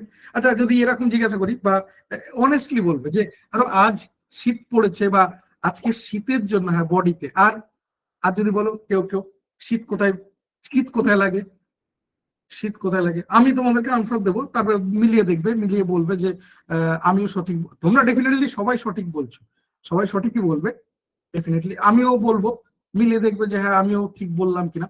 আচ্ছা, আজকে এরকম কেউ আছো, এরকম কেউ আছো যে ধরো মানে তোমার একটা কাজ করাচ্ছে, এবার রেগুলার তুমি সেটা করো, আজকে ভাবছো না আর দরকার নেই, আজকে ভালো লাগছে না, এরকম শীতে এরকম একটা ওয়েদার পাবো না, আজ লেপের মধ্যে রয়েছে, কম্বলের মধ্যে, আজ উঠবো না, থাক আজকে বাদ, থাক কালকে আবার দেখবো, এরকম কেউ আছো? শরীরে হাতে পায়ে, হ্যাঁ ঠিক আছে, মানে এটা তো পেলাম, মানে কম বেশি প্রায় সেম আনসার পাচ্ছি। আমিও তাই বলবো, সেম আনসারই বলবো, হ্যাঁ শরীরে, গায়ে, হাতে, পায়ে, এরকমই বলবো, ঠিক কোনো ভুল নেই। আচ্ছা, মানে দ্বিতীয় যে কোশ্চেনটা বললাম, মানে এরকম কেউ আছো যে আজকে শীত পড়েছে, ঠিক আছে আজকে যাও, মানে ধরো, ধরো আমি রেগুলার জিমে যাই, ধরো আমি রেগুলার জিমে যাই, সকালবেলা তো এটাই মূলত আমাদের থাকে, রেগুলার আমি ধরো জিমে যাই, তো আজকে ভাব ঠিক আছে থাকার দরকার নেই, আজকে ঠান্ডা পড়েছে, ভালো লাগছে না, যে যেতে হবে, থাক আজকে আর যাবো না। মানে এরকম কিছু হয়েছে, মানে তুমি একটা রেগুলার কাজ করো, এবার ডেফিনেটলি তুমি জব করো, তোমাকে তো যেতেই হবে, তুমি তো যাবেই, সে তো ঠিক, তুমি তো যাবেই বা যেতেও হবে।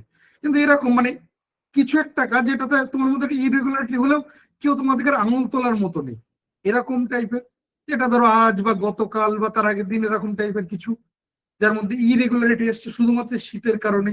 শীত পড়েছে তাই আর যাবো না, তাই আর বেরোবো না, কেউ নেই, সবাই ঠিকঠাক ভালো। রাহুল দত্ত বলছে মাইন্ডে, শীত আমাদের এখানে, এই জায়গাটায়, এই জায়গাটায় যে যে লোকটা ধরো ধরো আমার তোমার বাবা, বা ধরো যার বাবা খুব এর মধ্যে কাজ করে, মানে খুব পরিশ্রমের কাজ করে আর কি, খুব পরিশ্রমের কাজ করে, সেই লোকটার কথা ভাবো যে সকালবেলা তাকে বেরোতেই হবে, জানে তার বাড়িতে ছেলে রয়েছে, ওয়াইফ রয়েছে, হয়তো বৃদ্ধ মা রয়েছে বা কিছু, সবাই তার উপর ডিপেন্ড করে রয়েছে। আমি ওই জন্য জিজ্ঞাসা করছিলাম, ধরো এরকম যে আজকে ধরো আছে, এরকম অনেকে আছে জিমে যাওয়ার একটা ব্যাপার থাকে, মানে আমি এই কোন জন্য বললাম যে এটা অনেকের সাথে প্রায় মিল আছে, অনেকে যায় এই ব্যাপারগুলোতে। মানে এই জায়গাটা তুমি দুটো জায়গায় করতে পারলে, কারণ দেখো একটা জিনিস, আমরা যখন ছোটবেলায় ছিলাম, ছোটবেলায় আমরা পড়াশোনা করতাম, ছোটবেলায় আমরা আমাদের এই যা কিছু আমাদের খুব জোর করে করতে হতো, এই পড়তে বস না হলে মেরে দেবো, বা মারতো, হয়তো এরকম মারধর করেছে, আমরা অনেকে, সবাই, অনেকে না সবাই, সবাই কম বেশি সবাই মারধর খেয়েছি, বকাবকি খেয়েছি পড়াশোনার জন্য। আলটিমেট এখন এসে আমরা বুঝতে পারি হ্যাঁ ওই সময়টা ঠিকঠাকই ছিল, এ ছিল তা ছিল, সবকিছু ঠিকঠাক একদম পারফেক্ট। মানে এখন আমরা এই জাজমেন্টের জায়গাগুলো খুব সুন্দর বুঝতে পারি, তখন হয়তো মনে হতো রাগ হতো, ধর মা বাবা আমার পুরো অত্যাচার করছে বা কিছু, বা অন্য কেউ আমার পুরো অত্যাচার করছে, এখন মনে হয় না সেগুলো ঠিকই ছিল, না হলে আজ আমি এই জায়গায় পৌঁছাতে পারতাম না। এই এখন ব্যাপারটা সব বুঝতে পারি, হ্যাঁ ঠিকই ছিল, আমি যদি মাধ্যমিকে আরেকটু ভালো করে করতাম, ওই সময়গুলো এই ফাঁকিগুলো না দিতাম, আরেকটু ভালো কিছু হতে পারত, আমি যদি এরকম একটা সুযোগ পেতাম। এই এখন আমরা সবকিছু সব জানি, কোনটা ঠিক কোনটা ভুল, কি করা উচিত কি করা উচিত না, তারপরেও তারপরেও ধরো এইরকম কোনো কারণের জন্য যা শীত পড়েছে তাই, কি কাল কোনো পার্টি রয়েছে, কি পিকনিক রয়েছে, কি বন্ধুর বিয়ে রয়েছে, কি অন্য কোনো প্রোগ্রাম রয়েছে, তাই আজকের আমার এই কাজটাকে আপাতত বন্ধ রাখছি, এইরকম টাইপের অনেকগুলো অজুহাত বা কারণ রয়েছে, কেউ বললে না যদিও, কিন্তু হয় এরকম, হয় এরকম, আমরা করে এসেছি, করি হয়তো এখনো পর্যন্ত। কিন্তু আজ আমরা কিন্তু জাজমেন্ট করতে পারি, জানি।